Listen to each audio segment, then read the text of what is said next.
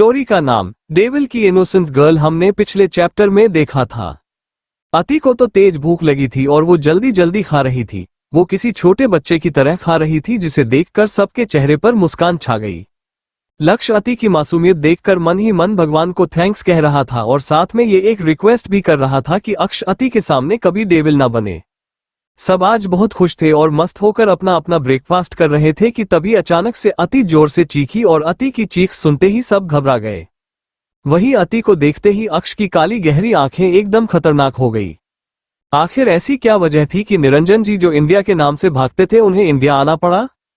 आखिर क्या वजह थी जो ऐसे चीखी अति? तो चलिए जानते हैं आज के इस नए वीडियो में।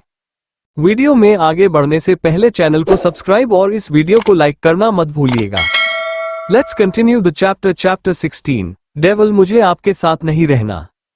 अति की चीख सुनते ही सब घबरा गए। वहीं अक्ष की काली गहरी आंखें बेहद सर्द हो गई। अति डरी सहमी हुई एकटक अक्ष को देखने लगी क्योंकि अक्ष ने अति का हाथ पकड़कर एक झटके से अति को खींचकर अपनी गोद में बैठा लिया था और ये अक्ष ने इतनी जल्दी में किया था कि वो बहुत डर गई और उसका सर भी अक्ष के मजबूत सीने से टकरा गया था जिससे उसके मुंह से अपने आप ही चीख निकल गई थी। अक्ष अति के बालों को सहलाते हुए नॉर्मल आवाज में बोला, आर यू वॉक? अति अपना सर सहलाते हुए बोली, आह लग गई, आपने मुझे खींचा क्यों? अक्ष अति का सर सहलाने लगा जिससे अति चुपचाप वैसी ही बैठी रही। सब हैरानी से अक्ष को ही एकटक देख रहे थे। वही अक्ष अपनी लाल आंखों से अपने सामने खड़े सर्वेंट को घूर रहा था जो डर से कांप रहा था। अक्ष गुस्से से लाल होकर चिल्लाया, अगर तुम्हारी वजह से इसे एक छोटी सी खरोच भी आई होती ना तो मैं तुम्हारी वो हालत करता जिसकी कभी किसी ने उम्मीद तक ना की हो। वो सर्वेंट का डर से बुरा हाल था। वो बुरी तरह से कांपने लगा था। वही किसी को भी कुछ समझ नहीं आ रहा था।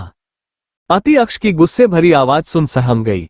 दरअसल बात यह है कि जब सर्वेंट अति को ब्रेकफास्ट सर्व कर रहा था तो खुद को अति की मासूमियत में खोने से रोक नहीं पाया क्योंकि अति थी ही ऐसी कि पहली ही नजर में किसी का भी दिल जीत ले। उस सर्वेंट की नजरें खुद ब खुद अति के मासूम से चेहरे पर चली गई जिसे देखते ही अक्ष की आंखें बिल्कुल सर्द हो गई और वो उस सर्वेंट को अपनी सर्द नजरों से घूरने लगा। अक्ष की एक नजर भी किसी के दिल में दहशत भरने के लिए काफी थी और वही हुआ। अक्ष की नजरें खुद पर पाकर सर्वेंट डर से कांपने लगा और उसके हाथ में जो गर्म मटर पनीर का बाउल था वो टेढ़ा हो गया जिससे वो गर्म पनीर सीधा अति के नाजुक मुलायम हाथ पर गिरने ही वाला था कि उससे पहले ही अक्ष ने अति को खींचकर अपनी लैप में बैठा लिया। अक्ष अपनी खतरनाक आंखों से उस सर्वेंट को घूरने लगा तो वो सर्वेंट गिड़गिड़ाते हुए बोला, सॉरी बॉस, मुझसे गलती हो गई, पता नहीं ये कैसे हुआ। प्लीज बॉस, अब से मैं पूरा ध्यान रहूंगा। प्लीज मुझे माफ कर दीजिए, प्लीज बॉस। अक्ष कड़क आवाज में गरजते हुए बोला, तुम्हें नहीं लगता कि ये तुम्हें पहले सोचना चाहिए था? अति को अब अक्ष से डर लग रहा था। वो सहम सी गई थी, इसलिए अक्ष अति का चेहरा एकदम से अपने सीने में छुपा लेता है। अति अपना चेहरा निकलना चाहती थी लेकिन अक्ष ने अपने हाथों से अति का चेहरा को अपने सीने में घुसा रखा था क्योंकि अगर अति इस वक्त अक्ष का चेहरा देखती तो बुरी तरह डर जाती। लक्ष्य परेशान होकर बोला, लेकिन भाई इसने किया क्या है? सब इसका जवाब जानना चाहते थे लेकिन अक्ष ने उसकी बातें अनसुनी कर दी और अति को देखने लगा। तभी मान की नजर अति के जगह पर गई और वहां गिरी गर्म सब्जी को देखते ही उसे सारी बातें समझ में आ गई और अब उसे भी उस सर्वेंट पर गुस्सा आने लगा था। मान भी गुस्से में लक्ष्य से बोला, ये मैम को हर्ट करने वाला था, इसकी लापरवाही की वजह से गर्म सब्जी मैम के हाथ पर गिरने वाली थी। अब सबकी नजरें अति के बैठे जगह पर गई। फिर उन्होंने अक्ष को देखा जो अपनी लाल आंखों से अब तक उस सर्वेंट को घूर रहा था। सबको उस सर्वेंट के लिए बुरा लगने लगा। वो नहीं चाहते थे कि उस सर्वेंट को कुछ हो क्योंकि उन्हें पता था उसने ये जानबूझकर नहीं किया था, पर अगर वो सब्जी अति के हाथ पर गिर जाता तो ये ख्याल आते ही उन्हें गुस्सा भी बहुत आ रहा था। लक्ष्य गुस्से से लाल होकर बोला, तुम अब कुछ ज्यादा ही लापरवाह हो चुके हो। मुझे लगता है अब तुम्हें इस जॉब की जरूरत नहीं है, इसलिए अपना सामान उठाओ और निकल जाओ यहां से, समझे तुम? इतना बोल लक्ष्य उसे कुछ इशारा करता है। वो सर्वेंट तुरंत समझ जाता है कि लक्ष्य उसे बचाना चाहता है। वो बिना एक पल गवाए वहां से गायब हो गया। अक्ष का फेस एकदम डार्क हो गया था। अगर वो गर्म सब्जी अति के हाथ में गिर जाता तो शायद ही उस सर्वेंट को कोई अक्ष से बचा सकता था। वही अति को इस तरह से डरा हुआ देखकर सबको बहुत बुरा लग रहा था। उन्हें भी उस सर्वेंट पर बहुत गुस्सा आ रहा था। थोड़ी देर बाद अक्ष अपने आप को बिल्कुल नॉर्मल कर अति का चेहरा अपने सीने से निकलकर अपने चेहरे के ठीक सामने कर बोला, चलो ब्रेकफास्ट करते हैं, तुम्हें भूख लगी थी ना? अति जल्दी से ना में सर हिलाकर बोली, मुझे कुछ नहीं खाना, मुझे डैड के पास जाना है, प्लीज मुझे डैड के पास ले चलो। अति को तो वैसे भी अक्ष से डर लगता था और अब अक्ष की सर्द आवाज सुनकर वो बहुत डर गई थी। अक्ष अति का चेहरा गौर से देखने लगा और बिना किसी भाव के बोला, क्यों जाना है तुम्हें तुम्हारे डैड के पास? अति अपनी नजरें झुकाकर डरते हुए अपनी धीमी आवाज में बोली, क्योंकि मुझे आपके साथ नहीं रहना, मुझे आपसे डर लगता है। अति की ये बात सुनते ही मान, लक्ष्य, नील और मैक्स चारों भगवान से बस यही दुआ कर रहे थे कि अक्ष अति पर गुस्सा ना हो जाए। अति वैसे भी काफी डरी हुई लग रही थी, अब अगर अक्ष उस पर गुस्सा हुआ तो पता नहीं बेचारी का क्या होगा। मुझे आपके साथ नहीं रहना। अति की ये बात सुनकर अक्ष का चेहरा फिर से डार्क हो गया। वो अति को कस के अपनी बाहों में भरकर एक अजीब सी टोन में बोला, मैंने कहा था ना तुम मेरी हो और मेरी ही रहोगी, तो तुम्हारे दिमाग में ये बात आई भी कैसे? मैंने तुम्हें इसकी आजादी बिल्कुल भी नहीं दी कि तुम मुझे से दूर जाने के बारे में सोचो भी, इसलिए चुपचाप मेरी सारी बातें मानो, वही तुम्हारे लिए अच्छा होगा और तुम्हारे डैड के लिए भी। अब अति की कुछ भी कहने की हिम्मत नहीं हुई, वैसे भी उसके बड़ी हिम्मत कर तो ये बात कही थी। वही चारों ने एक राहत की सांस ली कि चलो कम से कम अक्ष का डेविल अवतार तो अति के सामने नहीं आया। लक्ष्य जल्दी से अति के सामने आकर बोला, भाभी चलिए ना ब्रेकफास्ट करते हैं, मुझे तो बहुत जोरों की भूख लगी है और आज तो सब आपकी पसंद का बना है ना, और सब कितना टेस्टी है, फिर आप माना क्यों कर रही है? अब नील भी सामने आकर बोला, मैम लक्ष्य बिल्कुल सही कह रहा है, जल्दी चलिए, वरना आपको पता नहीं है लक्ष्य कितना भूखड़ है, वो सारा खाना खुद ही खा जाएगा। नील की बात सुन लक्ष्य घूरकर नील को देखने लगा तो नील अपनी सफेद बत्ती सी दिखाते हुए हंस दिया। अति को भूख तो लगी थी क्योंकि बेचारी ने जस्ट स्टार्ट ही तो किया था और ये सब हो गया, और उसे खाने से बड़ा प्यार भी तो था। वो कुछ सोचने लगी। अति की इस हरकत पर सबको हंसी आ रही थी, लेकिन किसी ने गलती से भी ये गलती नहीं की और चुपचाप खड़े रहे। थोड़ा देर सोचने के बाद वो धीरे से बोली, ठीक है पर। लक्ष्य जल्दी से बोला, पर क्या भाभी? अति अपनी नीली आंखों में डर लिए हुए अक्ष की तरफ इशारा करते हुए धीरे से बोली, आप इन्हें कहिए ना कि ये गुस्सा ना करे, मुझे डर लगता है। अति ने ये जिस मासूमियत से कहा था उसे देखकर सब उसमें कहीं खो से गए। अक्ष की आंखें छोटी हो गई। उसे ये बिल्कुल भी नहीं पसंद कि उसके अलावा कोई अति को इस तरह से देखे, पर वो ये भी जानता था कि उनकी आंखों में अति के लिए एक रिस्पेक्ट है और उनकी नजरें अति को कभी गलत नजरों से नहीं देख सकती, और वो अति को डराना भी तो नहीं चाहता था। इसलिए वो अपनी आवाज को सॉफ्ट कर बोला, अगर बातें हो गई हो तो ब्रेकफास्ट करे। अक्ष की आवाज सुनते ही सब अपनी सेंस में आ गए। सब मुस्कुरा दिए। अक्ष अति को अच्छे से अपनी गोद में बैठा कर खुद ब्रेकफास्ट करवाने लगा। अक्ष का ये रूप आज पहली बार किसी ने देखा था और सबकी हैरानी का कोई ठिकाना ही नहीं था। लक्ष्य जल्दी से अपनी ऊपर देखकर एक प्यारी सी स्माइल करते हुए मन ही मन भगवान को याद कर बोला, हे भगवान जी, मैं आपको फालतू में गलत समझता था, लेकिन आप तो सच में ग्रेट निकले। प्लीज आप मेरी उन पुरानी बातों को भूल जाइए। वो क्या है ना, कभी कभी गलती हो जाती है, मैं भी इंसान हूँ, इसलिए मेरी छोटी मोटी गलती को भूल जाइए और बस भाभी को भाई के डेविल से बचाकर रखिएगा। अति अजीब अजीब सा मुंह बनाकर खा रही थी क्योंकि वो अक्ष से गुस्सा थी, पर वो अपना गुस्सा खाने पर बिल्कुल भी नहीं निकालना चाहती थी।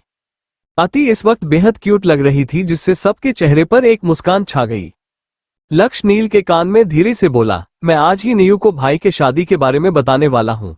तू देखना, जैसे ही नीयू को भाई के शादी के बारे में पता चलेगा तो उसकी खुशी का तो जैसे कोई ठिकाना ही नहीं रहेगा। फिर वो भागते हुए हमारे पास आ जाएगी, फिर हम खूब सारी मस्ती करेंगे। लक्ष्य के चेहरे पर प्यारी सी स्माइल थी।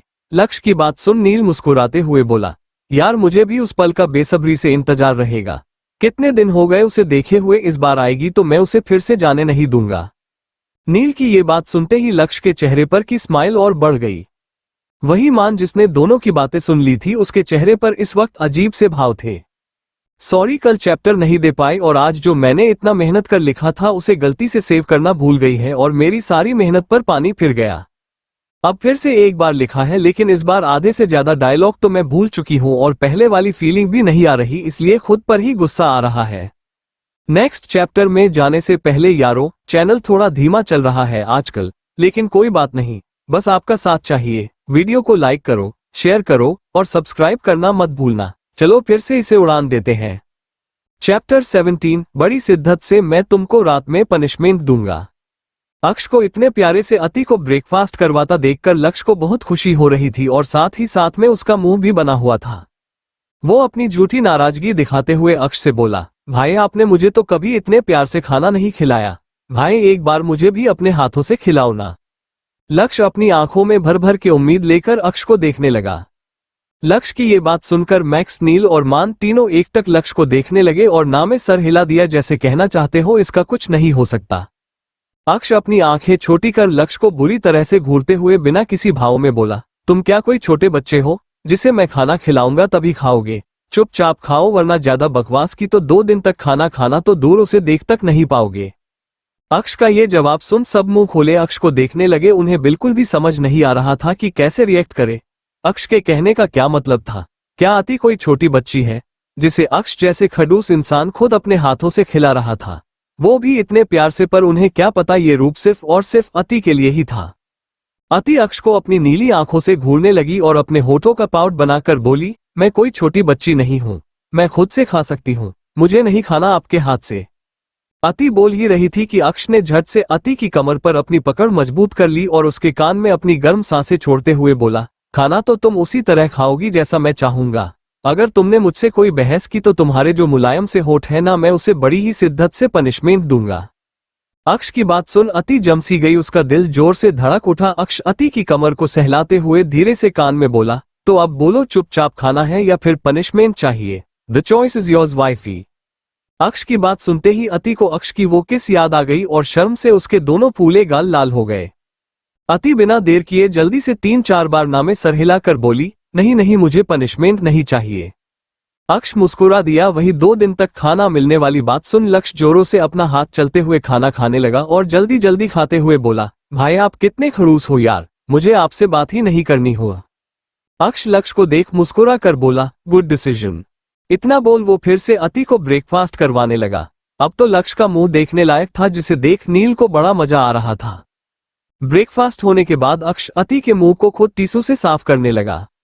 अब तो लक्ष्य को यह यकीन करना मुश्किल हो गया था कि उसके सामने बैठा इंसान उसका खुद का भाई है, जिसे अनमैच्योर लोग बिल्कुल भी पसंद नहीं। अक्ष को अपने चारों ओर अपनी तरह ही मैच्योर लोग चाहिए होते हैं। उसे जरा सी भी लापरवाही नहीं पसंद और अब वो अपनी बीवी को एक 5 साल की छोटी बच्ची की तरह ट्रीट कर रहा था, जो किसी को भी हैरान करने के लिए काफी था। अक्ष अति को अपनी बाहों में भरकर ऊपर लेकर जाने लगा तो लक्ष्य जल्दी से उछलकर उसके सामने आकर बोला, भाई आप भाभी को कहाँ लेकर जा रहे हो? मुझे भाभी से बहुत सारी बात करना है। इतना बोल वो एकटक अति को निहारने लगा। अति भी नीचे उतरने लगी, उसको भी लक्ष्य से बातें करनी थी, लेकिन अक्ष ने ऐसा होने नहीं दिया। वो अति को आंखें दिखाकर लक्ष्य से बोला, मुझे लगता है मेरी बीवी को तुमसे बात करने में कोई इंटरेस्ट नहीं है। लक्ष्य कुछ बोलना चाहता था, लेकिन उससे पहले ही अक्ष अति को अपने कमरे में लेकर चला गया और उसे सोफे पर बैठा कर उसका चेहरा अपनी तरफ कर बोला, अब तुम अपने रूम में ही रहोगी, जब तक मैं वापस ना आ जाऊं यहाँ से तुम बाहर मत आना, ओके? अति बेचारा सा मुंह बनाकर नाराजगी से बोली, आप भी बिल्कुल डैड की तरह हो, मैं थक गई हूँ इस तरह से रह रहकर, अब मुझे नहीं रहना बंद कमरे में, मैं बहुत बोर हो जाती हूँ, मुझे बाहर जाना है। अक्ष अति को बुरी तरह से घूर कर बोला, मुझे अपने डैड से कान-पैर करने की गलती फिर कभी गलती से भी मत करना। अति अक्ष की वो सर्द नजरें बर्दाश्त नहीं कर पा रही थी, इसलिए उसने अपनी नजरें झुका ली और नम आंखों में बोली, ऐसे मत देखिए ना, मुझे डर लग रहा है। अक्ष एक गहरी सांस लेकर अति का छोटा सा चेहरा अपने हाथों में भरकर ऊपर उठाकर उसके आंखों में देखते हुए बोला, कल हम बाहर चलेंगे, ओके? अति की आंखों में चमक आ गई और वो खुश होकर जल्दी से सोफे से उठ गई और खुशी से चहकते हुए बोला, सच्ची? अक्ष अपने होठ अति के माथे पर रखकर सिर्फ हाँ में सर हिला देता है। अति बड़ी सी स्माइल करती है और अक्ष को देखने लगती है। उसने अपने होठों पर पिंक कलर का लिप बाम लगाया हुआ था जो इस वक्त चमक रहा था। अक्ष की नजरें अति के होठों पर टिकी हुई थी। अति के वो सॉफ्ट से होठ उसे अपनी तरफ खींच रही थी और इन सब बातों से अनजान अति बड़ी सी स्माइल करते हुए कुछ सोच रही थी। अति इस वक्त बेहद क्यूट सी बेबी डॉल की तरह लग रही थी। अक्ष अति की कमर पकड़कर एक झटके से खुद से चिपका लेता है तो अति की आंखें बड़ी हो जाती है और वो हैरानी से अपनी नीली आंखें बड़ी बड़ी कर अक्ष को देखने लगती है। अक्ष अति के होठों पर अपनी एक उंगली रखकर बोला, तुम्हें बाहर जाना है? अति जल्दी जल्दी हाँ में सर हिला देती है तो अक्ष उसकी आंखों में बड़ी गहराई से देखते हुए बोला, तो तुम्हें मुझे कुछ देना पड़ेगा। अक्ष की नजरें अति के होठों पर से हटने का नाम ही नहीं ले रही थी। वही अति नासमझी से अक्ष को ही देख रही थी। उसे समझ नहीं आया कि अक्ष को उससे क्या चाहिए। अति अपनी बड़ी बड़ी पलकें झपकाते हुए बोली, लेकिन मेरे पास तो कुछ भी नहीं है, मैं आपको क्या दे सकती हूँ? हाँ, मेरे डैड के पास बहुत सारे पैसे हैं और वो मुझसे बहुत प्यार करते हैं। आप ना मुझे डैड के पास जाने दो, मैं आपको उनसे बहुत सारे पैसे मांग कर दूंगी। अति की इस बात पर अक्ष की आंखें छोटी हो जाती हैं, लेकिन फिर कुछ सोचकर उसके होठों पर एक तिरछी स्माइल आ जाती है। अक्ष अति का कमर पकड़कर उसे खुद के बेहद करीब कर बोला, ओह माय लिटिल वाइफी, तुम इतनी इनोसेंट क्यों हो?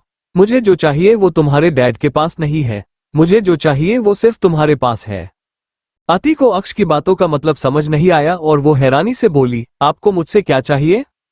अक्ष अति के होठों के बेहद करीब जाकर बोला, तुम।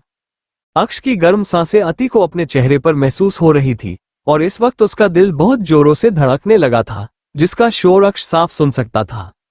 अति ने अभी कुछ कहने के लिए अपने होठ को हल्का सा खोला ही था कि तभी अक्ष अति के होठों पर अपने होठ रख देता है।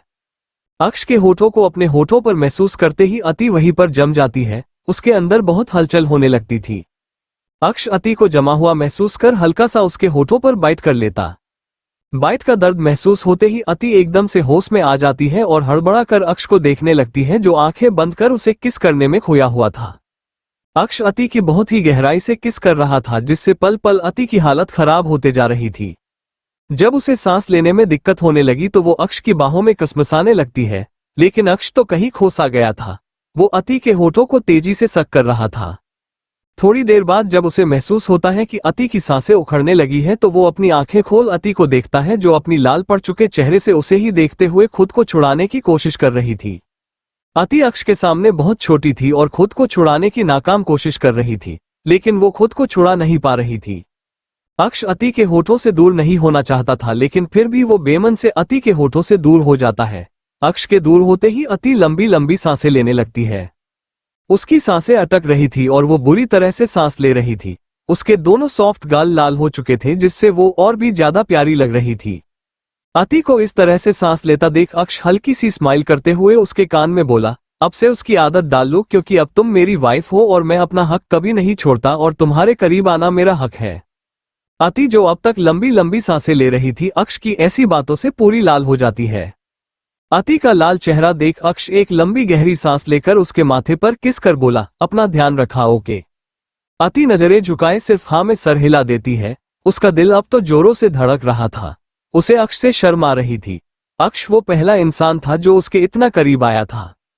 शिमला सहगल मैंशन में देवेंद्र जी निरंजन जी दोनों आमने सामने बैठे थे और देवेंद्र जी के चेहरे से ही उसकी निराशा साफ दिखाई दे रही थी।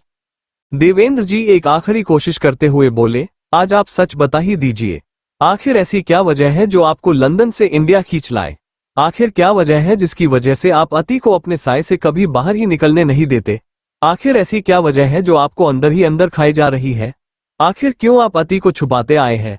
आज आप सब सच बता ही दीजिए, वरना हमें हमारी अति वापस कैसे मिलेगी? इतना बोल देवेंद्र जी आस भरी नजरों से एकटक उन्हें ही देखने लगे। निरंजन जी एक गहरी सांस लेकर बिना किसी भाव के बोले, मुझे इस बारे में कोई बात नहीं करनी, मैं अपनी प्रिंसेस को खुद ही ढूंढ लूंगा, आपको परेशान होने की जरूरत नहीं है। इतना बोलकर निरंजन जी अपनी नजरें चुराते हुए बिना एक पल गवाए उठकर अति के कमरे की ओर चल दिए। वही देवेंद्र जी बस देखते ही रह गए। निरंजन जी ने अक्ष से जो डील की थी उसके अनुसार वो किसी से अति के बारे में बात नहीं कर सकते थे। वो इतने बेबस और मजबूर थे कि चाहकर भी कुछ नहीं कर पा रहे थे। देवेंद्र जी जाते हुए निरंजन जी को देखते हुए एक ठंडी आह भरकर बोले, मैं आपको इस हालत में नहीं देख सकता और ना ही अपनी बच्ची को इस तरह से टूटता हुआ देख सकता हूं। निरंजन जी को देखकर ही अंदाजा लगाया जा सकता था कि ना तो उन्होंने ढंग से कुछ खाया है और ना ही सोए हैं। उनकी आंखें बेहद लाल थी, जैसे ना जाने कितने दिनों से ना सोए हो।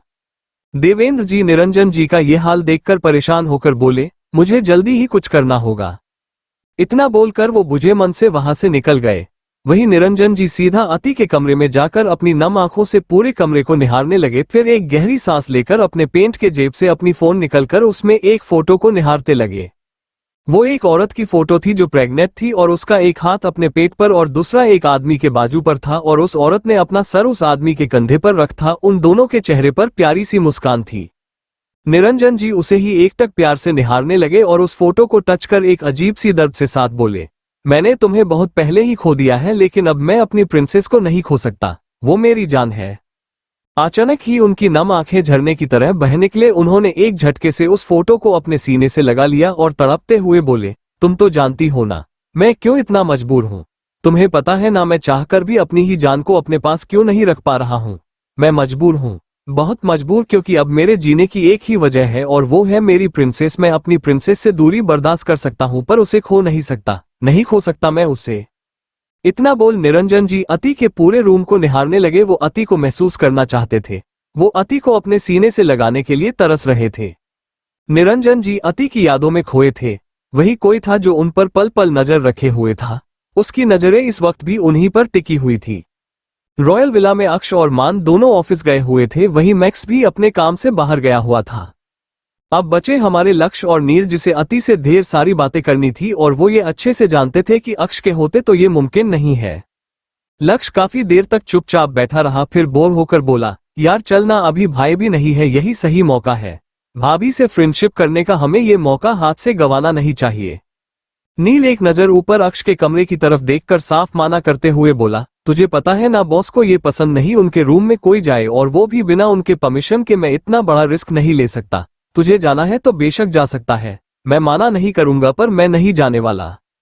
इतना बोलकर नील भागकर अपने कमरे की ओर चला गया और लक्ष्य उसे गुस्से से घूरते हुए बोला, ऐसे तो बड़ा शेर बना करता है, डरपोक कहीं का उन्हों। इतना बोल वो एक नजर अक्ष के रूम को देखकर अपने रूम की ओर चल पड़ा, क्योंकि अक्ष के खिलाफ जाने की हिम्मत तो उसकी भी नहीं थी। वही अति अपने रूम में बैठे बैठे बोर हो चुकी थी और अपनी बोरियत भागने के लिए दिमाग लगा रही थी, और तभी उसे एक आइडिया आया और उसके चेहरे पर मुस्कान छा गई। वो खुशी से उछलकर बोली, वाह यार क्या आइडिया है, ये मुझे पहले क्यों नहीं आया। इतना बोल वो धीरे से अपने कमरे का दरवाजा खोलकर बाहर आती है और धीरे धीरे अपने कदम नीचे की ओर बढ़ाने लगती है। कौन थी वो फोटो वाली औरत? निरंजन जी ने ऐसा क्यों कहा कि वो अति से दूरी बर्दाश्त कर सकते हैं पर अति को खो नहीं सकते? क्या इसके पीछे भी कोई राज है? सॉरी, मैं कल फिर से चैप्टर नहीं दे पाई क्योंकि मुझे बहुत सारे असाइनमेंट लिखने थे और फिर सेमिनार भी था। चैप्टर 18, क्या डेविल इतने डेंजर है? अति जैसे ही हॉल में आए अपनी नजरें चारों तरफ घुमाकर देखने लगी, पर उसे कहीं कोई दिखाई नहीं दिया तो वो खुश हो गई और बाहर निकलने लगी। तभी उसके सामने मैक्स आकर खड़ा हो गया और बड़ी ही रिस्पेक्ट से बोला, मैम आप बाहर नहीं जा सकती, बॉस ने माना किया है। अति बेचारा सा मुंह बनाकर बोली, पर मैं बोर हो जाती हूँ, मुझे बाहर जाने दीजिए ना। मैक्स अति को समझाते हुए बोला, पर मैम आप कहीं नहीं जा सकती। अति बड़ी ही मासूमियत से बोली, मैं कहीं नहीं जाऊंगी, बस गार्डन में घूम कर आ जाऊंगी, पक्का जाने दो ना। अति ने अपने कमरे की बालकनी से गार्डन को देखा था, उसे गार्डन बहुत पसंद आई थी, इसलिए उसने गार्डन घूमने का सोच लिया था। अति को फूलों से बहुत लगाव था और रॉयल विला के गार्डन में हर प्रकार के फूल थे।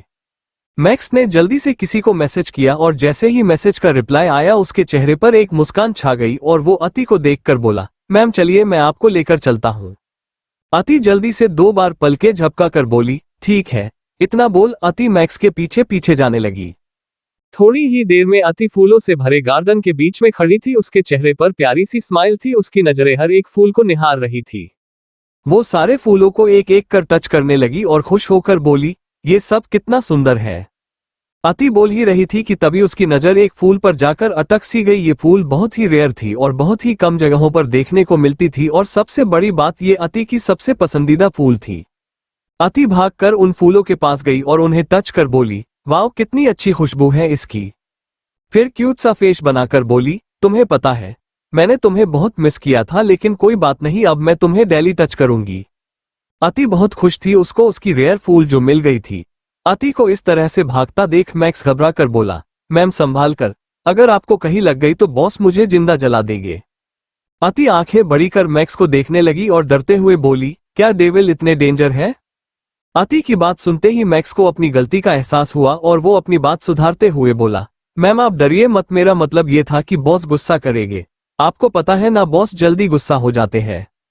अति ने एक चैन की सांस ली और मुंह बनाकर बोली, डेविल सच में बहुत गुस्सा करते हैं, पर आप डरना मत, मैं हूं ना। अति की बात सुन मैक्स को हंसी आ रही थी, क्योंकि अति तो अक्ष की हर छोटी बात पर डर जाती थी, जबकि अक्ष उससे कितनी सॉफ्टली बात करता था और वो मैक्स को कह रही थी कि वो उसके साथ है। अति की मासूमियत देख मैक्स बस मुस्कुरा दिया। अति फिर से फूलों की खुशबू में खोने लगी। असर इंडस्ट्री में आसमान को छूती हुई बड़ी सी बिल्डिंग, जिसको बाहर से देखकर ही लोगों के होश उड़ जाए, उसी बिल्डिंग में बड़े बड़े अक्षरों में बड़े ही सुंदर तरीके से असर इंडस्ट्री लिखा हुआ था। इस इंडस्ट्री को कुछ इस तरह से डिजाइन किया गया था कि देखने वाला बस देखता ही रह जाए। ना जाने कितने ही लोगों का सपना है इस इंडस्ट्री में कदम रखना।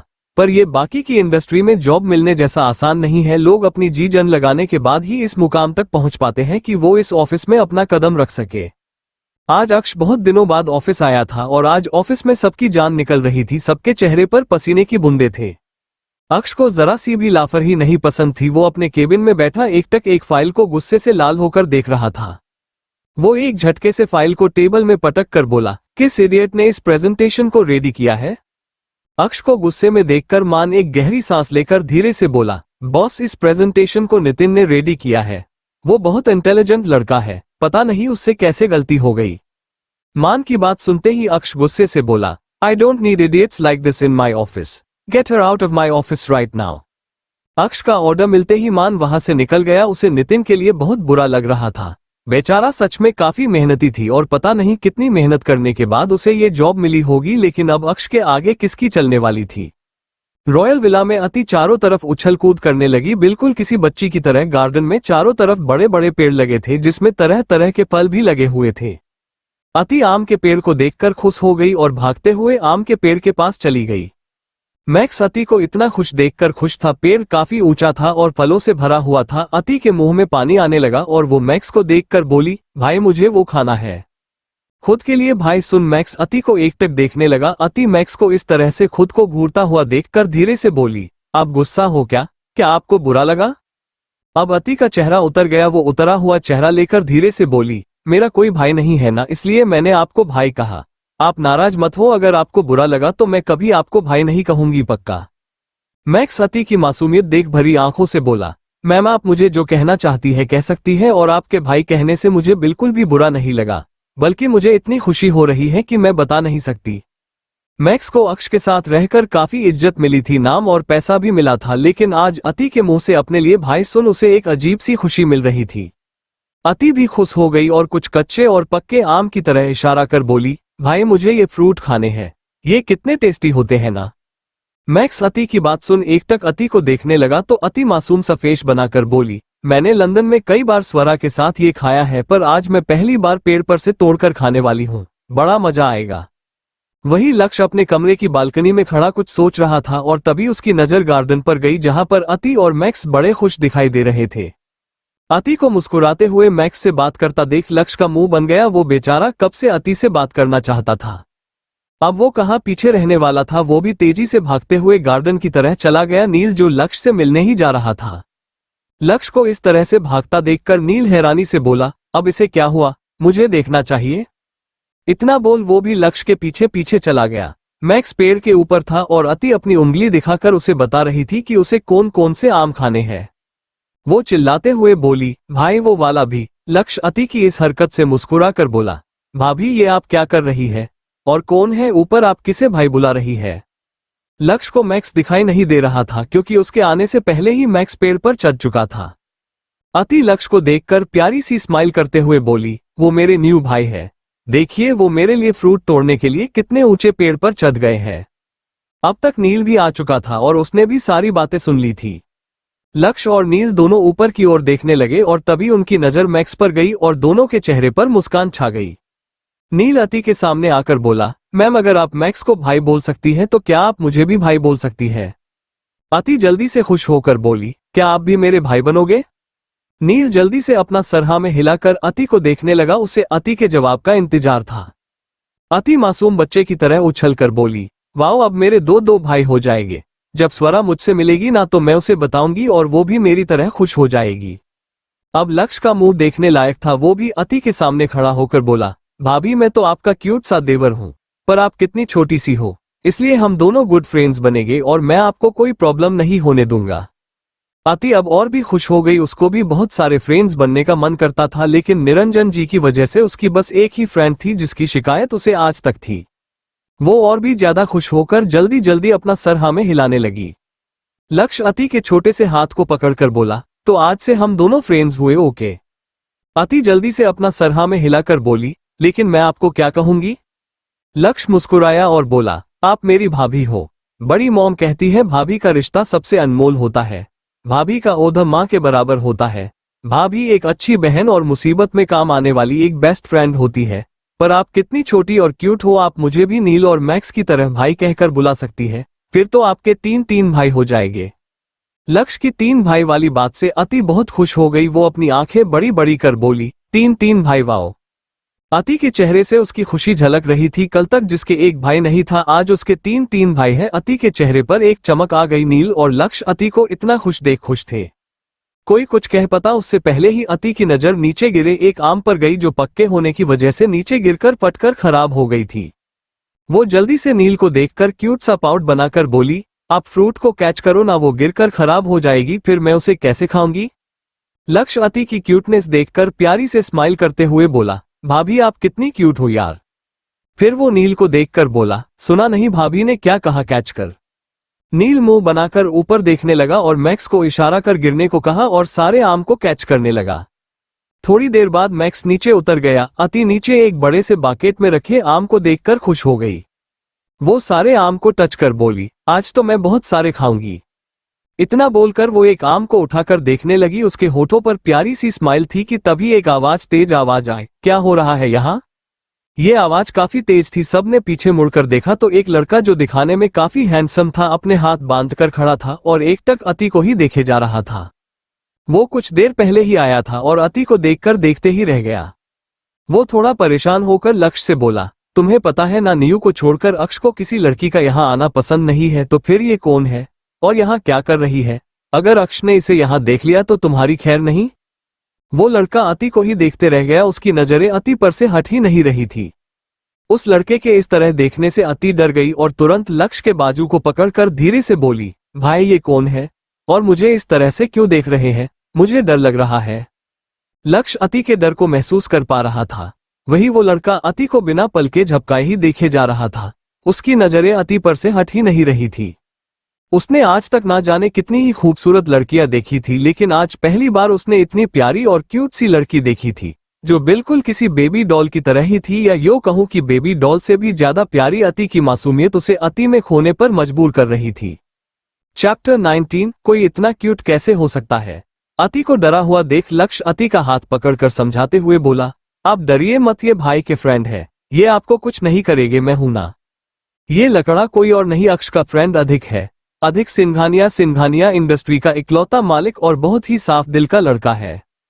अक्ष और अधिक की दोस्ती थोड़ी अजीब है, क्योंकि जहां अधिक एक खुशमिजाज लकड़ा है तो वही अक्ष बिल्कुल एक खड़ूस की तरह साइलेंट रहने वाला इंसान है। और सच में अक्ष ने अधिक से भी आज तक कभी ज्यादा बात नहीं की। इन दोनों की दोस्ती कैसे हुई ये भी सामने वालों के लिए एक सवाल है, क्योंकि दोनों ही एक दूसरे से बिल्कुल अलग है। रॉयल विला में एक अनजान लड़की को देखकर अधिक क्यूरियस होकर बोला, ये कौन है और यहाँ क्या कर रही है।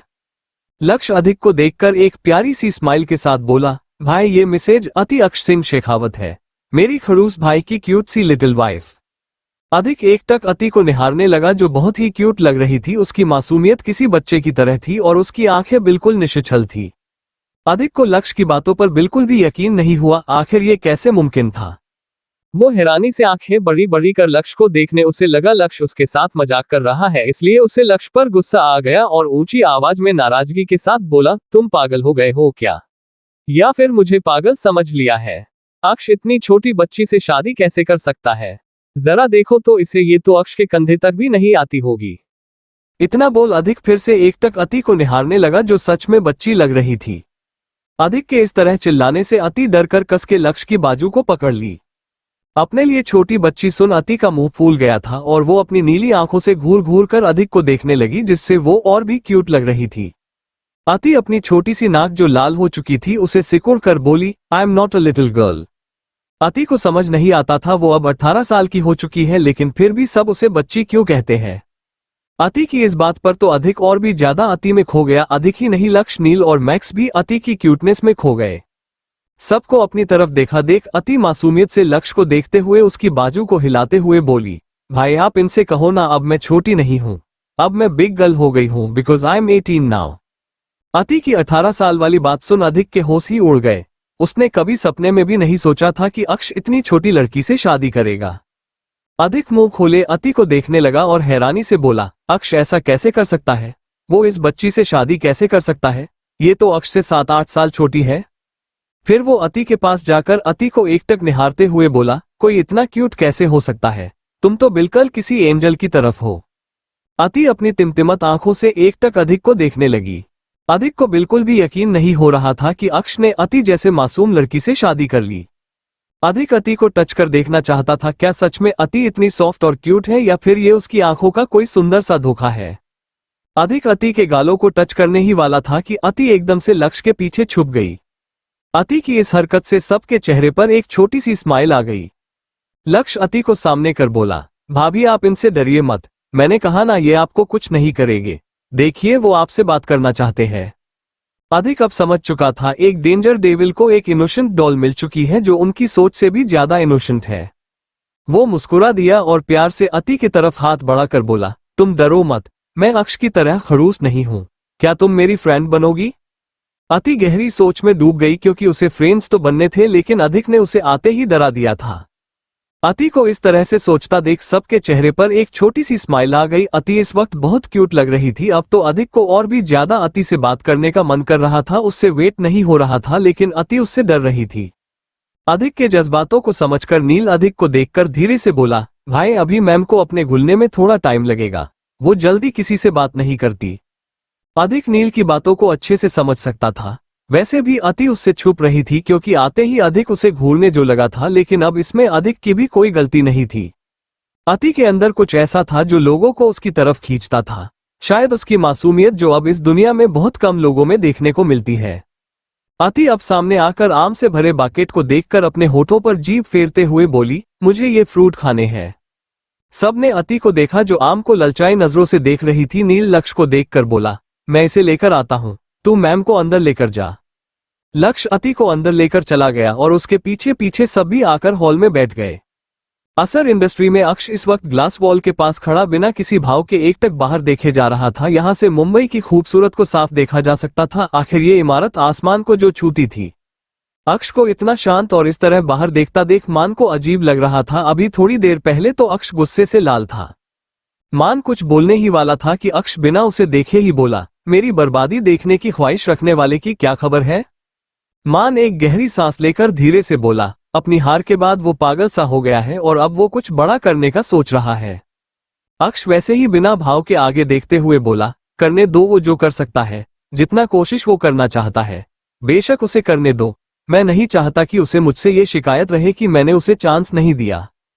मान हैरान परेशान होकर अक्ष को देखने लगा। उसे समझ नहीं आ रहा था कोई अपने ही दुश्मन को चांस कैसे दे सकता है, वो भी खुद को बर्बाद करने का सच। अक्ष को समझ पाना मुश्किल ही नहीं नामुमकिन था। रॉयल विला में मैक्स ने सारा इंतजाम कर लिया था। सामने कॉफी टेबल पर आम धोकर रखे गए थे। अब अति से वेट नहीं हुआ और वो एक आम को उठाकर अपने दांतों के काटकर खाने लगी। मैक्स जो अच्छे से कटे हुए आम को अति को पास कर रहा था, अति की इस हरकत से देखता ही रह गया। नील अति को इस तरह खाता देख परेशान होकर बोला, मैम आराम से, आप अटक जाएगी। अब जाकर अति को महसूस हुआ कि सब उसे ही देख रहे हैं तो वो क्यूट सा पप्पी फेस बनाकर बोली, भाई खाने दो ना, ये कितना टेस्टी है, आप भी ऐसे ही खाओ, आपको भी अच्छा लगेगा। इतना बोल वो अपने दांतों से काट कर खाने लगी और सबको दिखाने लगी कि आप सब भी इसी तरह खाओ। अति को ऐसा करने में बहुत मजा आ रहा था और उसके होठों पर प्यारी सी स्माइल थी। अधिक को तो अति के अलावा कुछ और दिखाई ही नहीं दे रहा था। कहाँ उसका डेंजर खड़ूस और अगडू दोस्त और कहाँ ये क्यूट सी एंजल। अधिक की आंखों में इस वक्त अति के लिए एक मासूम बच्ची की तरह भर भर कर इमोशन भरे हुए थे। उसकी आंखों में अति के लिए कोई गलत फीलिंग नहीं थी। थोड़ी ही देर में अति ने खुद का बुरा हाल बना लिया था। उसकी ड्रेस खराब हो चुकी थी, उसके फेस पर भी पक्के आम के रस लगे हुए थे और सच में वो इस वक्त बच्चे की तरह खाने में बिजी थी और सब उसे निहारे में बिजी थे। अति की क्यूटनेस ने सबके होश उड़े दिए थे। उन्हें समझ नहीं आ रहा था, क्या सच में कोई लड़की आज के जमाने में इतनी क्यूट और मासूम हो सकती है। सबकी आंखों में अति के लिए अलग अलग फीलिंग थी, लेकिन वो बिल्कुल प्योर थी। उनकी आंखों में अति के लिए कोई अगल फीलिंग नहीं थी, वो बस अति की मासूमियत में कहीं खोए हुए थे। अति एक और पक्के आम उठाकर अपने तेज दांत उसमें धंसाते हुए सबको देखने लगी, जो बिना पलके झपकाए एकटक उसे ही देख रहे थे। अति उन्हें इस तरह देखकर अपने होठों का पाउट बनाकर बोली, आप सब लोग मुझे ऐसे क्यों देख रहे हो और कोई खा क्यों नहीं रहा। अति अब सबके हाथ में एक एक आम देने लगी। जब अधिक की बारी आई तो अति के हाथ रुक गए और वो अधिक को देखकर कुछ सोचने लगी। कुछ देर सोचने के बाद उसने एक आम अधिक के हाथ में भी रख दी। अब अधिक के चेहरे पर मुस्कान छा गई। अति सबको देखकर प्यारी सी स्माइल करते हुए बोली, अब आप सब मेरे साथ खाओ, साथ में बहुत मजा आता है।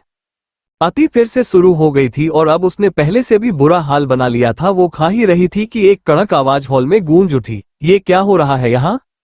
अति इस आवाज को पहचानती थी। उसके हाथ से आम छूटकर नीचे गिर गए, जिससे उसका ड्रेस और खराब हो गया। अक्ष अपने तेज कदमों से अंदर आया और एकदम से अति के सामने आकर खड़ा हो गया। अक्ष के साथ मान भी था, जो अति की हालत देखकर हैरान था। अति की ड्रेस खराब हो चुकी थी, उसके होठों और गालों पर आम के रस लगे हुए थे। अति के हाथ भी गंदे थे। अक्ष की आंखें छोटी हो गई और वो सबको बुरी तरह घूरते हुए बोला, तुम लोगों को जरा सी भी अकल नहीं है। किस गधे ने इसे ये आम दिए? अब मैक्स की हालत खराब हो गई, क्योंकि उसी ने तो आम तोड़े थे। वो खुद को अक्ष से बचाने के लिए भगवान से दुआ करने लगा। अक्ष की इतनी कड़क आवाज सुनकर अति डर गई। वो नील और लक्ष्य के बीच में छिपने लगी। अति की इस हरकत को देखते ही अक्ष की आंखें बिल्कुल सर्द हो गई। वो एक झटके से अति को खींचकर खड़ा करता है और वैसे ही खुद के सीने से चिपका लेता है। अति को तो कुछ समझ ही नहीं आ रहा था। अति के खराब कपड़ों की वजह से अक्ष के कपड़े भी अब खराब हो चुके थे, जिसे देखते ही सब घबरा गए, क्योंकि अक्ष को गंदगी बिल्कुल भी नहीं पसंद थी। अधिक टेंशन में एक ठंडी आह भरकर मन ही मन बोला, ओह गॉड, पता नहीं अब अक्ष का गुस्सा इस मासूम बच्ची पर कैसे निकलेगा।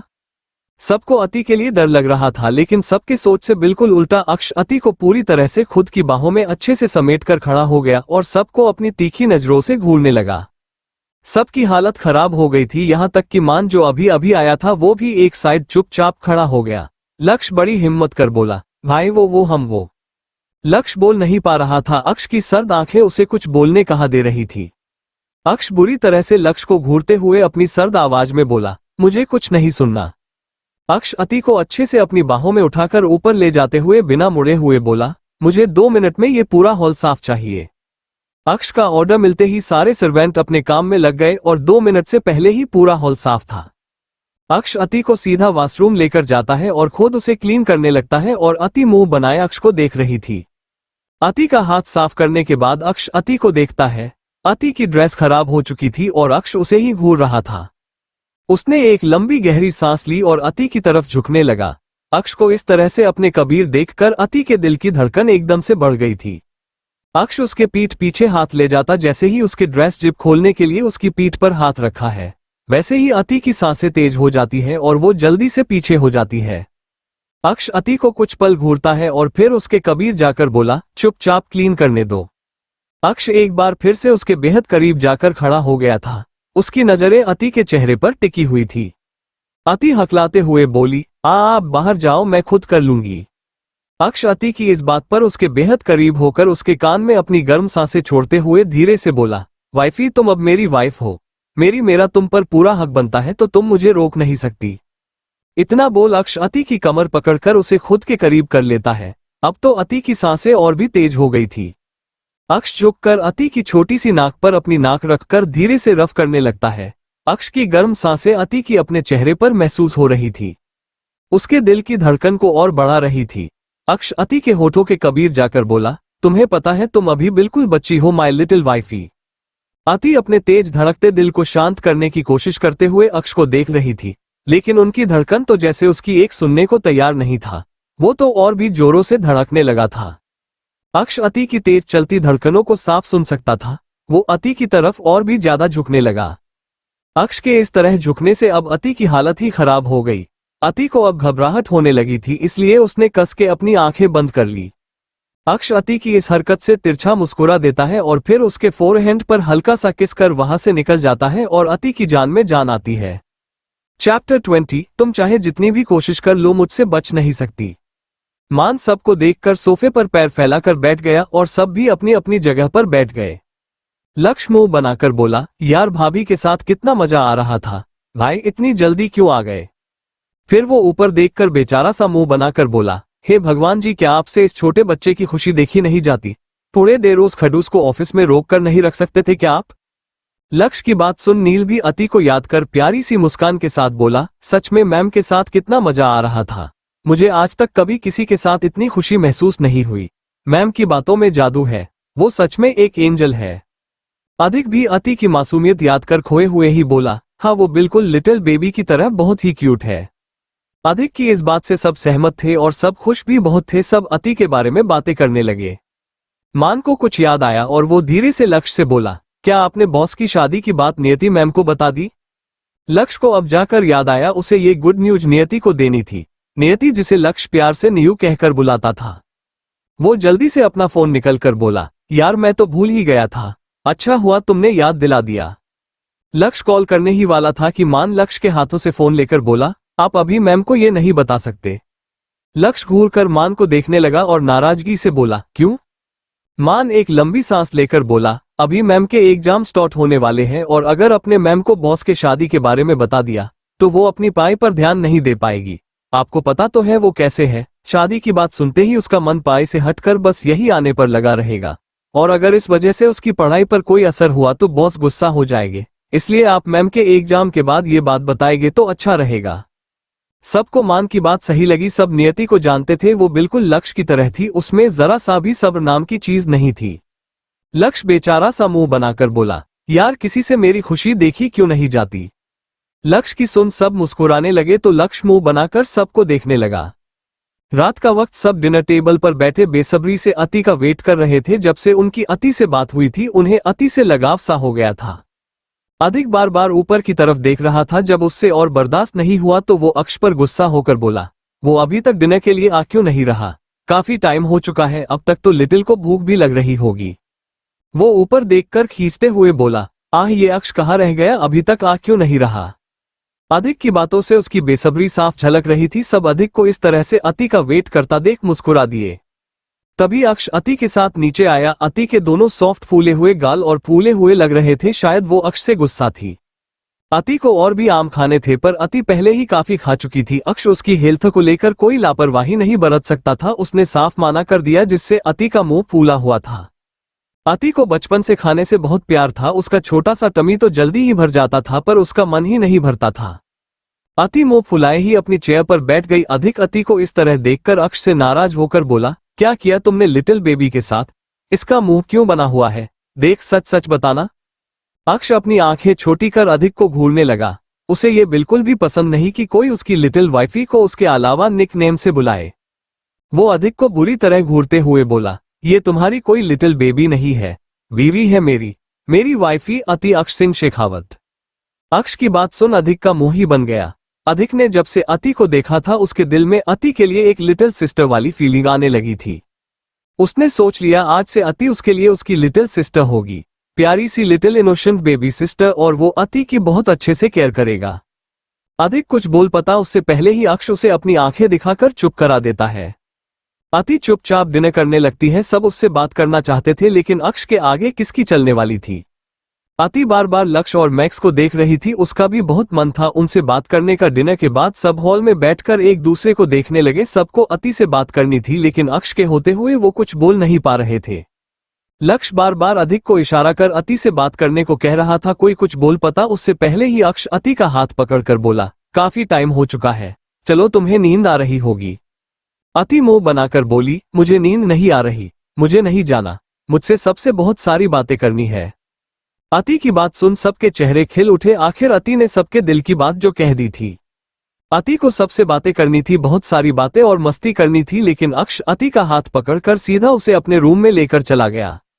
सबको अक्ष की इस हरकत पर बहुत गुस्सा आ रहा था। अक्ष अति को क्लोजेट रूम में ले जाकर एक ड्रेस देकर बोला, चेंज कर लो।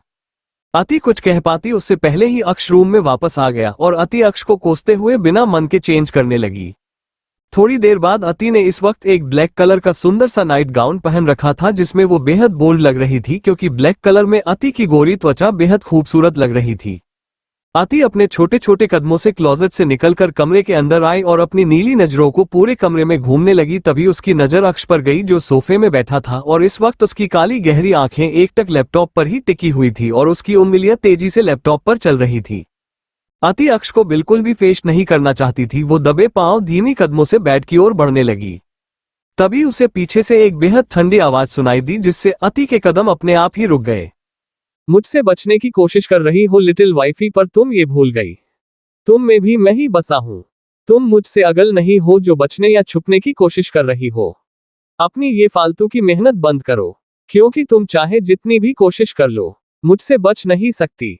अति ने पूरी कोशिश की थी कि अक्ष को उसके कदमों की आहट ना आए, पर वो गलत थी। अक्ष उसकी हर एक सांस को पहचाता था। वो अक्ष से बचने के लिए अपना दिमाग लगाने लगी और मन ही मन बोली, यार मैं तो फंस गई, अब पता नहीं डेविल मेरे साथ क्या करेंगे। वो अभी सोच ही रही थी कि तभी उसे अपने गर्दन पर किसी की गर्म सांसें महसूस होने लगी है। अति हड़बड़ा कर पीछे मुड़ी और इस हड़बड़ाहट में वो गिरने ही वाली थी कि अक्ष ने उसकी कमर को अपनी बाहों में थाम लिया। अति ने तो डर से अपनी आंखें कस के बंद कर ली थी और जब उसे एहसास हुआ कि वो गिरी नहीं है तब उसने धीरे से अपनी आंखें खोली। उसकी आंखें जैसे ही खुलती हैं उनकी आंखों के सामने अक्ष का हैंडसम सा चेहरा आ गया। अति अक्ष के चेहरे पर कहीं खोसी गई उसका दिल जोरों से धड़कने लगा था। अक्ष अति को सीधा कर उसकी नीली आंखों में गहराई से देखते हुए बोला, खुद का अच्छे से ख्याल रखना सीख लो वाइफी, क्योंकि तुम्हें एक छोटी खरोच भी आए ये मैं हरगिज बर्दाश्त नहीं करूंगा, फिर चाहे वो तुम्हें तुम्हारी वजह से ही क्यों ना आए हो। अक्ष की आवाज में एक अजीब सी सनक थी। मासूम सी अति उस सनक को तो समझ नहीं पाए, लेकिन अक्ष की वो गहरी आवाज उसके दिल में एक डर भर रही थी। अक्ष अति को उठाकर बेड पर लेकर चला गया और अति को लेटाकर खुद उसके ऊपर झुककर अपनी शर्ट के बटन खोलने लगा। अब अति की आंखें बड़ी बड़ी हो गई, उसका दिल इतनी जोरों से धड़क रहा था कि अति को तो ऐसा महसूस हो रहा था जैसे उसका दिल अभी ही उछलकर बाहर आ जाएगा। अक्ष अपने शर्ट के सारे बटन खोलकर शर्ट को उतारकर साइड में फेंक दिया और अति के ऊपर पूरी तरह से झुककर बोला, तुम्हें नींद नहीं आ रही थी ना, तो चलो कुछ ऐसा करते हैं जिससे तुम्हें नींद भी आ जाए और मेरा मूड भी बन जाए। इतना बोल अक्ष अति की कमर को पकड़कर एक झटके से उसे पलटकर खुद नीचे आ गया और अति को खुद के खुले सीने से चिपका लिया। इस वक्त अति अक्ष के ऊपर थी। अक्ष की मस्कुलर बॉडी बहुत ही ज्यादा अट्रैक्टिव था, जिसके पीछे जा जाने कितनी ही लकड़ियां पागल थी। अक्ष की एक झलक के लिए ना जाने उसकी दीवानी क्या कर गुजरने को भी तैयार थी, लेकिन अक्ष का सब कुछ सिर्फ और सिर्फ उसकी सिली गल का था। अति खुद को इस तरह से अक्ष के खुले चेस्ट पर महसूस का एकदम से हड़बड़ा गई, लेकिन वो चाह कर भी उठ नहीं पा रही थी। अक्ष का भरी भरकम हाथ उसके कमर को जकड़े हुए था। अक्ष अति का चेहरा बिल्कुल अपने सामने कर उसकी नीली आंखों में गहराई से झांकते हुए बोला, किस में वाइफी। अति का दिल जैसे थम सा गया और आंखें और भी बड़ी बड़ी हो गई। अक्ष की गर्म सांसें उसे अपने चेहरे पर महसूस हो रहा थी, जो अति को बहुत बेचैन कर रही थी। अति के पिंक होठ कांप रहे थे और वो हकलाते हुए बोली, ये गलत है। अक्ष अपनी एक उंगली से अति के मुलायम होठों को सहलाते हुए बोला, मैं तुम्हारा हस्बैंड हूं और मेरा तुम पर पूरा हक है। किस क्या मैं जो चाहे कर सकता हूं, मेरे पास अब इसका राइट है। तुम मेरी वाइफ हो, लेकिन हमारे बीच जो भी उसमें मैं तुम्हारी मर्जी चाहता हूं। अगर मैंने तुम्हारे नाजुक होठों को अपने तरीके से छुए तो तुम बर्दाश्त नहीं कर पाओगी, इसलिए तुम्हारी भलाई इसी में है कि तुम खुद मुझे किस करो। अक्ष की धमकी सीधा अति के दिमाग में घर बनाकर बैठ गई। वो बहुत बुरी तरह से फंस चुकी थी। अक्ष अति के होठों को बड़ी शिद्दत से देखते हुए बोला, वाइफी बोलो तुम मुझे किस कर रही हो या मैं करूं। अति आंखें बड़ी बड़ी कर बिना पलके झपकाए एकटक अक्ष को देखने लगी। उसके पूरे बदन में एक करंट सा दौड़ गया, उसके हाथ पैर कांप रहे थे। अक्ष अति की आंखों में आंखें डालकर बोला, आंसर में वाइफी। अति अक्ष की बातें सुन अपनी बड़ी बड़ी पलके झपकाते हुए बोली, हकला कर बोली, मुंह मुझे की किस करना नहीं आता। अक्ष मुस्कुराया और अति के होठों पर अपने सख्त होंठ रखते हुए बोला, तुम बताओगे कि क्यों तुमने मुझे किस नहीं किया। इतना बोल अक्ष ने अपने सख्त होंठ अति के रुई जैसे मुलायम होठों पर रख दी और किस करने लगा। अक्ष के होठों के एहसास से अति का दिल जोरों से धड़क उठा। उसके अंदर एक हलचल सी मच गई। अति को इन एहसासों की बिल्कुल भी समझ नहीं थी, लेकिन उसके पूरे बॉडी में सिरहन सी दौड़ गई। अक्ष अति के होठों को बहुत ही सॉफ्टली किस करने लगा। अति को पता नहीं क्या हुआ, उसके छोटे छोटे हाथ खुद ब खुद अक्ष के बालों को सहलाने लगे। वो अक्ष के एहसास में पूरी तरह से डूब चुकी थी। अब उनकी किस डिप से और डिप होते जा रही थी और अब तो अक्ष अपने तेज दांतों से अति के मुलायम होठों को हल्का हल्का बाइट भी कर रहा था, जिससे अति सिसक उठी, पर उसकी ये आवाज उसके मुंह के अंदर ही रह गई। अक्ष ये सब बहुत ही सॉफ्टली कर रहा था। उसने कोई जल्दबाजी या जबरदस्ती नहीं की, लेकिन अति कुछ ज्यादा ही नाजुक थी। वो अक्ष को झेल नहीं पा रही थी, लेकिन उसका दिल खुद अक्ष को छोड़ना भी नहीं चाहती थी। उसे ये सब अच्छा लग रहा था। उसके दोनों हाथ अक्ष के बालों में उलझे हुए थे और आंखें अक्ष के एहसास से बंद हो चुकी थी। थोड़ी देर बाद जब अति की सांसें उखड़ने लगी, तब उसकी आंखें एक झटके में खुल गई। वो सांस लेने के लिए छटपटाने लगी। अति को इस तरह से देख अक्ष अति के होठों से अगल होकर उसके नेक पर अपने होठ फेरने लगा। अति का अब बहुत बुरा हाल हो चुका था। वो बहुत जोर जोर से गहरी गहरी सांसें ले रही थी और उसको पसीने आने लगे थे। उसके मुलायम होठों में दर्द हो रहा था। हालांकि अक्ष ने इस बात का पूरा ध्यान रखा था कि वो अपनी सिली गल को हट ना करे, पर अति कुछ ज्यादा ही नाजुक थी। अक्ष के होठों को खुद के नेक पर चलता महसूस कर अति के कस के अक्ष की खुली कमर को पकड़ लिया। वो बड़ी मुश्किल से हकलाते हुए बोली, रू रू रुक जाए वरना मुझे कुछ हो जाएगा। अति बहुत मासूम थी, अब उससे और बर्दाश्त नहीं हो रहा था, इसलिए वो सिसकने लगी। अब उसको कहाँ पता था उसे ये क्या हो रहा है। उसको तो ऐसा लग रहा था कि उसको कुछ हो गया है और वो मरने वाली है। अति ने सिसकने से अक्ष अपनी काली गहरी आंखों से घूरकर अति को देखने लगा। अक्ष के इस तरह से घूरने से अति जोर जोर से सिसकने लगी। एक तो उसके होठों पर दर्द हो रहा था, ऊपर से उसके अंदर के वो एहसास उसे पागल बना रही थी। अक्ष की किस से उसका दिल जोरों से धड़कने लगा था, उसके अंदर की हलचल बढ़ गई थी, उसे कुछ भी समझ नहीं आ रहा था। अक्ष अति का चेहरा ऊपर कर बोला, What happened wifey? Why are you crying? अति सिसकते हुए अपनी मासूमियत भरी नीली आंखों से अक्ष को देखकर बोली, आपके करीब आने से मुझे कुछ होने लगता है, बहुत अजीब सा एहसास होता है, मुझे कुछ समझ नहीं आता कि ये सब मेरे साथ क्यों होता है। अक्ष अति की ना समझी देख मन ही मन मुस्कुराया और खुद भी बड़ी मासूमियत से बोला, मैं कुछ समझ नहीं पाया, तुम कहना क्या चाहती हो? तुम्हें कैसे एहसास होते हैं मेरे करीब आने से? Tell me wifey. अति गहरी गहरी सांसें लेते हुए धीरे से बोली, पता नहीं जब आपने मुझे किस किया तो मेरे पूरे बॉडी में अजीब अजीब सी चीजें होने लगी थी। ऐसा लग रहा था जैसे वो मुझसे कुछ चाहती हो, पर क्या? मुझे कुछ भी समझ नहीं आ रहा, ये सब मेरे साथ क्यों हो रहा है। फिर कुछ सोचने के बाद एकटक अक्ष की आंखों में देखते हुए बड़ी मासूमियत से भरी आवाज में बोली, क्या आपको भी मेरे पास आने से ऐसा ही लगता है? क्या आपने अंदर भी ऐसी अजीब अबीज सी चीजें होती है? अक्ष अति की मासूमियत देखकर मुस्कुरा दिया। अक्ष को मुस्कुराते देख अति नासमझी से उसे देखने लगी, क्योंकि उसकी समझ में तो कुछ भी नहीं आ रहा था। अब देखना यह था कि अक्ष अपनी लिटिल वाइफ को कैसे हैंडल करता है। मनीषा, मुझे अच्छा लगा आपने कुछ बोला, अपनी बात रखी, पर अति ने इतने भी नहीं खाए कि उसकी हेल्थ खराब हो। उसके इतने सारे भाई हैं, ऐसे ही उसकी हेल्थ खराब नहीं होने देंगे, और अगर ऐसा हो भी गया तो ये सीन देखने में बहुत ही ज्यादा मजा आने वाला है, क्योंकि एक छोटी सी जान के पीछे ना जाने अब कितनी जान बसने वाली है। चैप्टर 21, मुझे अभी नहीं मरना। अति जिस माहौल में पली बड़ी थी, उसने कभी ये सब कुछ महसूस नहीं किया था। वो दूसरी लड़कियों की तरह बिल्कुल भी नहीं थी। अक्ष को मुस्कुराते देख अति ना समझी से उसे देखने लगी और मुंह बनाकर बोली, बताइए ना, आपको भी मेरे करीब आने से कुछ कुछ होता है? ऐसा क्यों होता है, बताइए ना, मुझे जानना है। अति का सवाल सुन अक्ष अति की छोटी सी नाक को अपनी नाक से रफ कर बोला, oh my little innocent wifey, तुम कुछ ज्यादा ही इनोसेंट हो। अभी तुम्हें इन सब बातों पर ध्यान नहीं देना चाहिए। जब सही टाइम आएगा तो सब पता चल जाएगा। मैं खुद तुम्हें बताऊंगा कि तुम्हें ऐसा क्यों होता है, ओके?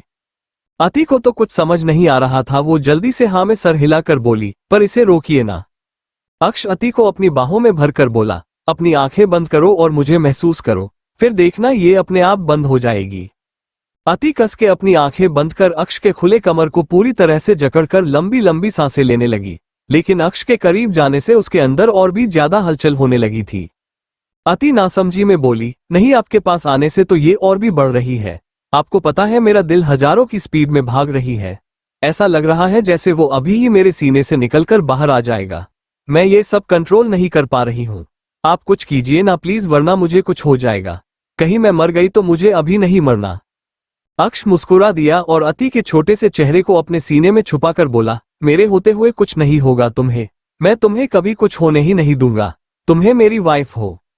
अति अभी भी अपने उन एहसासों से लड़ रही थी, पर अक्ष के सीने में उसे सुकून भी बेसुमार का मिल रहा था, और अक्ष के हाथ जो लगातार अति के बालों पर चल रही थी उसे बहुत अच्छा महसूस करवा रही थी। इसलिए अति अपनी आंखें बंद कर वैसे ही लेटी रही, क्योंकि अब उसके पास कोई दूसरा रास्ता भी तो नहीं था।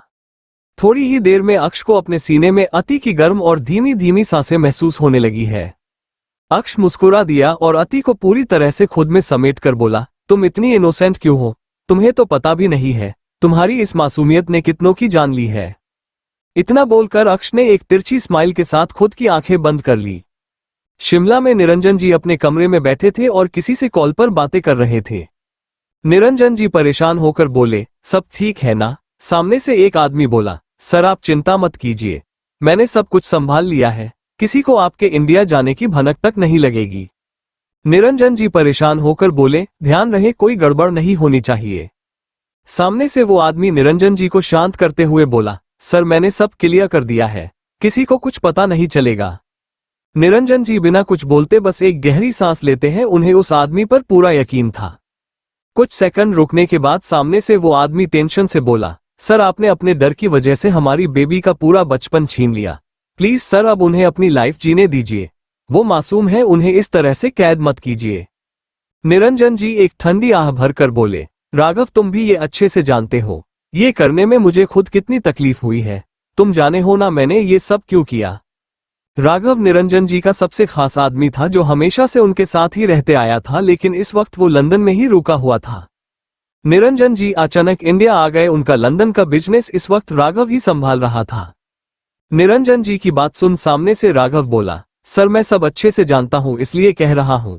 आप कब तक बेबी को उन लोगों से छुपाते रहोगे। इन सब में हमारी मासूम सी बेबी का बचपन तो छीन ही चुका है। मुझे डर है कि कहीं। इतना बोल राघव चुप हो गया, लेकिन निरंजन जी जाते थे कि वो क्या कहना चाहता है। निरंजन जी राघव के दिल का हाल अच्छे से समझ सकते थे। आखिर राघव ने अति को अपनी बेटी की तरह पाला है। अति में उनकी जान बसती है। राघव अब तक अति को एक बेबी की तरह की ट्रीट करते हैं। उसे ये नहीं पता कि अति अब किसी और के पास है और अब उसकी शादी भी हो चुकी है। निरंजन जी ने अति की शादी के बारे में उसे नहीं बताता है, क्योंकि वो अच्छे से जानते हैं कि अगर राघव को इस बारे में पता चला तो वो बौखला जाएगा और सब बर्बाद हो जाएगा। रॉयल विला में अधिक अब तक अति के बारे में सोच रहा था, जिसकी वजह से उसके चेहरे पर मुस्कान थी। अधिक को इस तरह से मुस्कुराता देख नील बोला, भाई क्या बात है, आप खुद में ही मुस्कुरा रहे हो। नील की बात सुन सब अधिक को देखने लगे। अधिक एक प्यारी सी स्माइल करते हुए बोला, लिटिल की याद आ गई, वो कितनी क्यूट है ना। अधिक की बात सुन सब मुस्कुराने लगे। थोड़ी देर ऐसी ही बात करने के बाद मैक्स सबको देखकर बोला, रात बहुत हो चुकी है, चलो सो जाते हैं। बॉस ने कहा है कल मैम को बाहर जाना है। लक्ष्य खुश होकर बोला, वाओ मैं भी भाभी के साथ चलूंगा। भाभी के साथ कितना मजा आएगा।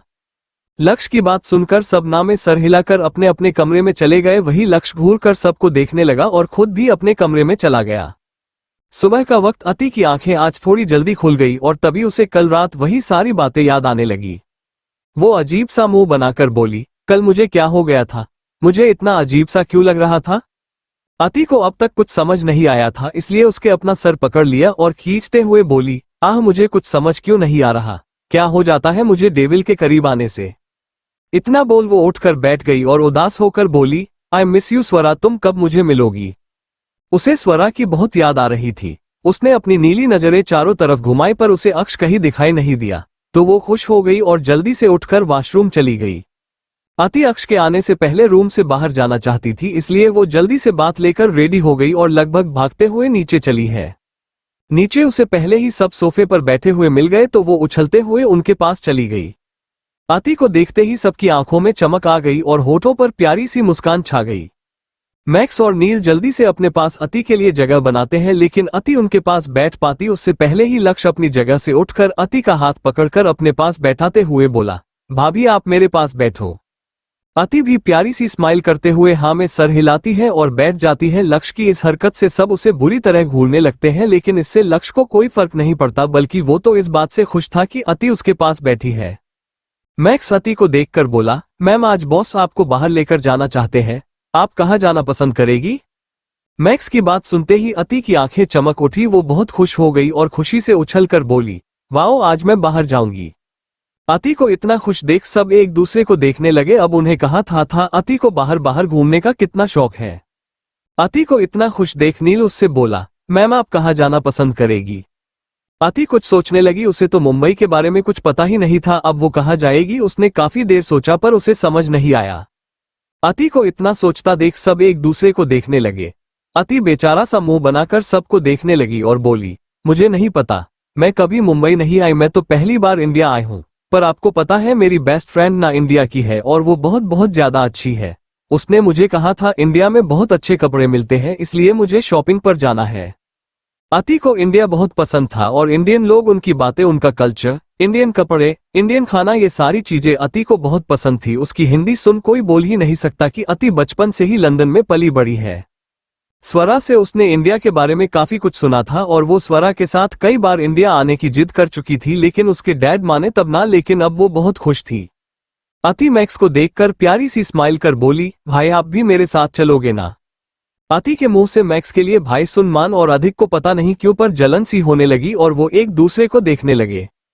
उनका जलन उसके चेहरे से साफ झलक रहा था। मान मैक्स के करीब जाकर बोला, मैम ने तुझे भाई क्यों कहा। मान का सवाल सुन मैक्स स्माइल करते हुए बोला, क्योंकि वो मुझे अपना भाई मानती है। मान और अधिक दोनों बुरी तरह से मैक्स को घूरने लगे और हैरानी से एक साथ बोले, पर क्यों? अति दोनों को देखने लगी है। नील अपनी सफेद बत्तीसी दिखाते हुए गर्व से अधिक और मान से बोला, सिर्फ मैक्स को नहीं मुझे और लक्ष्य को भी मैम भाई कहकर बुलाती है। इतना बोल वो अति को देखते हुए बोला, मैं सही बोल रहा हूं ना? अति जल्दी से अपना सर हिलाती है। अब अधिक और मान का चेहरा देखने लायक था। वो दोनों पहले एक दूसरे को देखते हैं, फिर एक साथ अति को देखकर एक साथ बोले, हमें भी भाई बनना है। उन्हें सच में अच्छा नहीं लग रहा था कि अति उन तीनों को भाई बोले और वो दोनों बस देखते रह जाए। अति खुश होकर उन दोनों को देखते हुए बोली, सच्ची आप दोनों को भी मेरा भाई बनना है? अधिक और मान दोनों जल्दी से एक साथ हाँ में सर हिलाते हैं। अति को मान से कोई प्रॉब्लम नहीं थी। उसने एक नजर अधिक पर डाली तो अधिक मन ही मन भगवान से रिक्वेस्ट करने लगा कि अति उसे भाई बनने से माना ना कर दे। अति को इस तरह से सोचता देखकर अधिक एक गहरी सांस लेकर बोला, लिटिल मैं अच्छा भाई बनूंगा, please give me one chance. वैसे तो अगर अति अधिक को भाई बोलने से माना भी कर देती तो वो अधिक अति को एक छोटी बहन की तरह प्यार करता, लेकिन अगर अति उसके सामने सबको भाई कहकर बोलती तो उसे अच्छा नहीं लगता। अति कुछ देर सोचने के बाद एक नजर मान को फिर अधिक को देखकर बोली, ओके, पर आप दोनों को मेरी सारी विश पूरी करनी होगी, करोगे ना? मान और अधिक एक प्यारी सी मुस्कान के साथ हाँ में सर हिलाते हैं। अति अपना छोटा सा हाथ दोनों के आगे कर बोली, पक्का ना? अति की क्यूटनेस को देखकर अधिक अति के घने बालों को सहलाते हुए बड़ी सी स्माइल करते हुए बोला, पक्का। मान भी छोटी सी स्माइल करते हुए बोल, अब से आपके 5 बिग ब्रदर होंगे और आप सबकी क्यूट सी प्रिंसेस होगी, ओके ना? अति जल्दी जल्दी हाँ में सर हिलाती है और सबके चेहरे पर मुस्कान थी। सब आपस में बातें करने लगते हैं। वही कोई था जो अपनी सर्द नजरों से कब से उन्हें घूर रहा था। ये कोई और नहीं, अक्ष था। अति को सबके इतने पास बैठा देखकर उसकी आंखें छोटी हो गई और वो एकदम से उनके सामने आकर खड़ा हो गया। जब सबकी नजर अक्ष पर गई तो सबकी बोलती बंद हो गई, क्योंकि अक्ष सबको अपनी खा जाने वाली नजरों से घूर रहा था। अति उसके इस तरह देखने से धीरे से लक्ष्य के कान में बोली, डेविल कितने डेंजर लग रहे हैं। इतना बोल वो फिर से एक नजर अक्ष को देखकर अजीब सा मुंह बनाकर बोली, क्या डेविल हमेशा ऐसे ही सड़ा हुआ मुंह लेकर घूमते हैं? अति को लगा उसने बहुत धीरे से ये बात कही, लेकिन वो गलत थी क्योंकि उसकी ये बात सबने सुन ली थी। अक्ष अपनी काली गहरी आंखों से अति को बुरी तरह घूरते हुए अपनी भौहें चढ़ाकर बोला, क्या तुम्हें मेरी शकल सड़ी हुई लगती है? अति अपनी आंखें बड़ी बड़ी कर अक्ष को देखने लगी और जल्दी से नामे सर हिलाने लगी। अक्ष एक झटके से अति को खींचकर खड़ा कर देता है, जिससे अति और भी बड़ी बड़ी आंखें कर अक्ष को देखने लगी। इस वक्त अति की आंखें बेहद खूबसूरत लग रही थी। अक्ष अति की उन खूबसूरत आंखों में झकते हुए बोला, मैंने तुमसे कुछ पूछा वाइफी? अति हड़बड़ा कर बोली, नहीं नहीं, मैंने ऐसा नहीं कहा। मैं तो ये कह रही थी कि आप ना बहुत बहुत बहुत ज्यादा वाले हैंडसम हो और आपकी ये काली गहरी आंखें भी बहुत ब्यूटीफुल है और अपने होठ भी कितने अट्रैक्टिव है। अति के दिमाग में अचानक ही वो पल याद आ जाता है जब उसने अक्ष की मास्कुलर बॉडी को देखा था। अक्ष की वो आधा किसी भी लड़की को अपना दीवाना बना सकती थी और अक्ष को उस तरह देखकर उस वक्त अति के दिल में भी कुछ कुछ होने लगा था। वो याद आते ही अति खोए हुए ही बोली, आप ना बहुत हॉट भी हो। अति की बात सुन सब मुंह खोले एक दूसरे को देखने लगे और फिर अति को जो इस वक्त अक्ष में कहीं खोसी गई थी उनको पता ही नहीं चला कि उसने अभी अभी क्या कहा है। अक्ष अति की कमर पकड़कर उसकी आंखों में देखते हुए बोला, अच्छा क्या सच में तुमने ऐसा कहा? अति बड़ी ही मासूमियत से लक्ष्य को देखते हुए पप्पी सा फेस बनाकर बोला, भाई आप इन्हें बताओ ना, मैंने यही कहा था। इतना बोल वो आस भरी नजरों से लक्ष्य को देखने लगी। लक्ष्य जल्दी से अपना सर हिलाते हुए बोला, हाँ भाई भाभी सही कह रही है, उन्होंने यही कहा था। अक्ष ने एक झटके से अति को अपनी बाहों में उठा लिया। अति को लगा अक्ष उसे उठाकर कहीं फेंक ना दे, इसलिए उसने कस के अक्ष को जकड़ लिया और अपनी आंखें बंद कर ली। वही सब परेशान होकर अक्ष को देखने लगे। अधिक जल्दी से अक्ष के सामने आकर बोला, कहाँ लेकर जा रहा तू लिटिल को? अक्ष अधिक को बुरी तरह घूरने लगा। अक्ष के इस तरह घूरने से सब अपनी जगह पर जम से गए। किसी की अब कुछ कहने की हिम्मत नहीं हुई। अक्ष की एक नजर ही किसी को डराने के लिए काफी थी। चैप्टर 22 डेविल हर बार मुझे परेशान करते हैं, पर अब मैं उन्हें परेशान करूंगी। अक्ष अति को सीधा डाइनिंग टेबल के पास ले जाकर चेयर पर बैठा देता है और ये देखते ही सबको एक राहत की सांस आए। सब बिना वक्त गंवाए जल्दी से अपनी अपनी जगह पर आकर बैठ जाते हैं। लक्ष्य घूर घूर कर अधिक को देख रहा था, क्योंकि लक्ष्य अति के साइड बैठा चाहता था, लेकिन अधिक पहले ही अति के साइड में आकर बैठ गया। अति एक गहरी सांस लेकर अक्ष को देखती है। उसको तो लगा था अक्ष उसको उठाकर फेंक ही देगा, पर खुद को सही सलामत देखकर वो खुश हो गई। सर्वेंट चुपचाप सबको ब्रेकफास्ट सर्व करने लगे। तभी अक्ष की आंखें अचानक सर्द हो गई और वो अपनी सर्द आवाज में बोला, what the hell is this. सब अक्ष को देखने लगे जो एकटक अपने सामने टेबल को देख रहा था क्योंकि टेबल पर थोड़ी सी धूल रह गई थी। सर्वेंट जो कल की वजह से पहले से डरे हुए लग रहे थे अक्ष की सर्द आवाज सुनते ही जम से गए। अक्ष टेबल को घूरते हुए बोला, you only have 1 minute, I want it all clear with in 1 minute. अब क्या था, दो सर्वेंट ने अपना हाथ इतना फास्ट चलाया कि 1 मिनट के अंदर सब अच्छे से साफ हो गया। अक्ष की सर्द आवाज सुनते ही अति एकदम खिसक कर अपने बगल में बैठे अधिक से चिपक गई। अधिक ने अपना सर पकड़ लिया। एक उसका दोस्त इतना गुस्सेल और डेंजर है तो वही एक उसकी वाइफ इतनी इनोसेंट सी डॉल थी। अति धीरे से अधिक के कान में बोली, भाई डेविल इतना गुस्सा क्यों हो रहे हैं। अधिक धीरे से बोला, लिटिल अक्ष को गंदगी बिल्कुल भी नहीं पसंद, वो बहुत जल्दी गुस्सा हो जाता है। अति सहमी हुई नजरों से अक्ष को देखने लगी। जैसे ही अक्ष ने अति को खुद से दूर देखा एक झटके से उसे अपने पास खींच लिया। अति बिना कुछ बोले बस वैसे ही बैठी रही। अक्ष ने एक नजर सब पर डाली तो अब किसी ने भी कुछ कहने की गलती नहीं की और चुपचाप अपना अपना ब्रेकफास्ट करने लगे। जब सबने ब्रेकफास्ट कर लिया तो लक्ष्य प्यारी सी स्माइल करते हुए अक्ष से बोला, भाई मैं भी भाभी के साथ शॉपिंग पर चलूंगा। अक्ष एक नजर लक्ष्य को देखने के बाद इमोशनलेस होकर शांति से बोला, चुपचाप ऑफिस जाओ और अगर मुझे तुम्हारी एक भी कंप्लेन आए तो तुम्हारी खैर नहीं। लक्ष्य का मुंह ही बन गया लेकिन वो कुछ बोल ही नहीं पाया। वैसे भी कल भी वो जिद कर ऑफिस नहीं गया था लेकिन अब अक्ष उसकी एक नहीं सुनने वाला था। अक्ष ने घूर कर सबको देखा जो अब तक वैसे ही बैठे हुए थे। सब समझ गए अक्ष क्या चाहता है। अब बेमन के अपने अपने जगह पर से उठ गए। सबको जाता देख अति बेचारा सा मुंह बनाकर बोली, सब चले जाएंगे तो मैं बात किससे करूंगी। सबने एक नजर अति को देखा। किसी का जाने का मन नहीं था लेकिन फिर भी वो अति को बाय बोलकर चले गए। सबके जाने के बाद अक्ष भी उठा और अति के बालों को सहलाते हुए बोला, मैं अभी ऑफिस जा रहा हूं, थोड़ी देर बाद शॉपिंग पर चलेंगे। ओके। अति सिर्फ हाँ में सर हिलाती है फिर कुछ सोचकर बोली, मैं अकेले क्या करूंगी, मैं बोर हो जाऊंगी। अक्ष अति के गालों को सहलाते हुए बोला, मैं जल्द ही आ जाऊंगा। अति तो बाहर जाने के नाम से ही बहुत खुश थी। उसने सिर्फ हाँ में सर हिला दिया और खुशी खुशी चुपचाप ऊपर अपने कमरे में चली जाती है। अक्ष सारे सर्वेंट को एक वार्निंग लुक देकर अपनी रोब वाली आवाज में बोला, उसे कोई भी प्रॉब्लम नहीं होनी चाहिए, कोई भी का मतलब कोई भी नहीं। इतना बोल अक्ष ऑफिस के लिए चला जाता है। यहाँ सभी मेल सर्वेंट थे जो इस वक्त एक दूसरे को बेचारा सा मुंह बनाकर देख रहे थे। उन्हें समझ नहीं आ रहा था कि अपनी किस्मत पर रोए या हंसे क्योंकि उन्हें अति के पास जाने की भी परमिशन नहीं थी लेकिन उन्हें अति का पूरा ख्याल रखा था। असर इंडस्ट्री में अक्ष की एक जरूरी मीटिंग थी और वो इस वक्त मीटिंग रूम में बैठा हुआ था और उसके साइड में ही मान चुपचाप खड़ा था। वहां का माहौल बिल्कुल गर्म था। सबके माथे पर पसीने की बूंदें थी।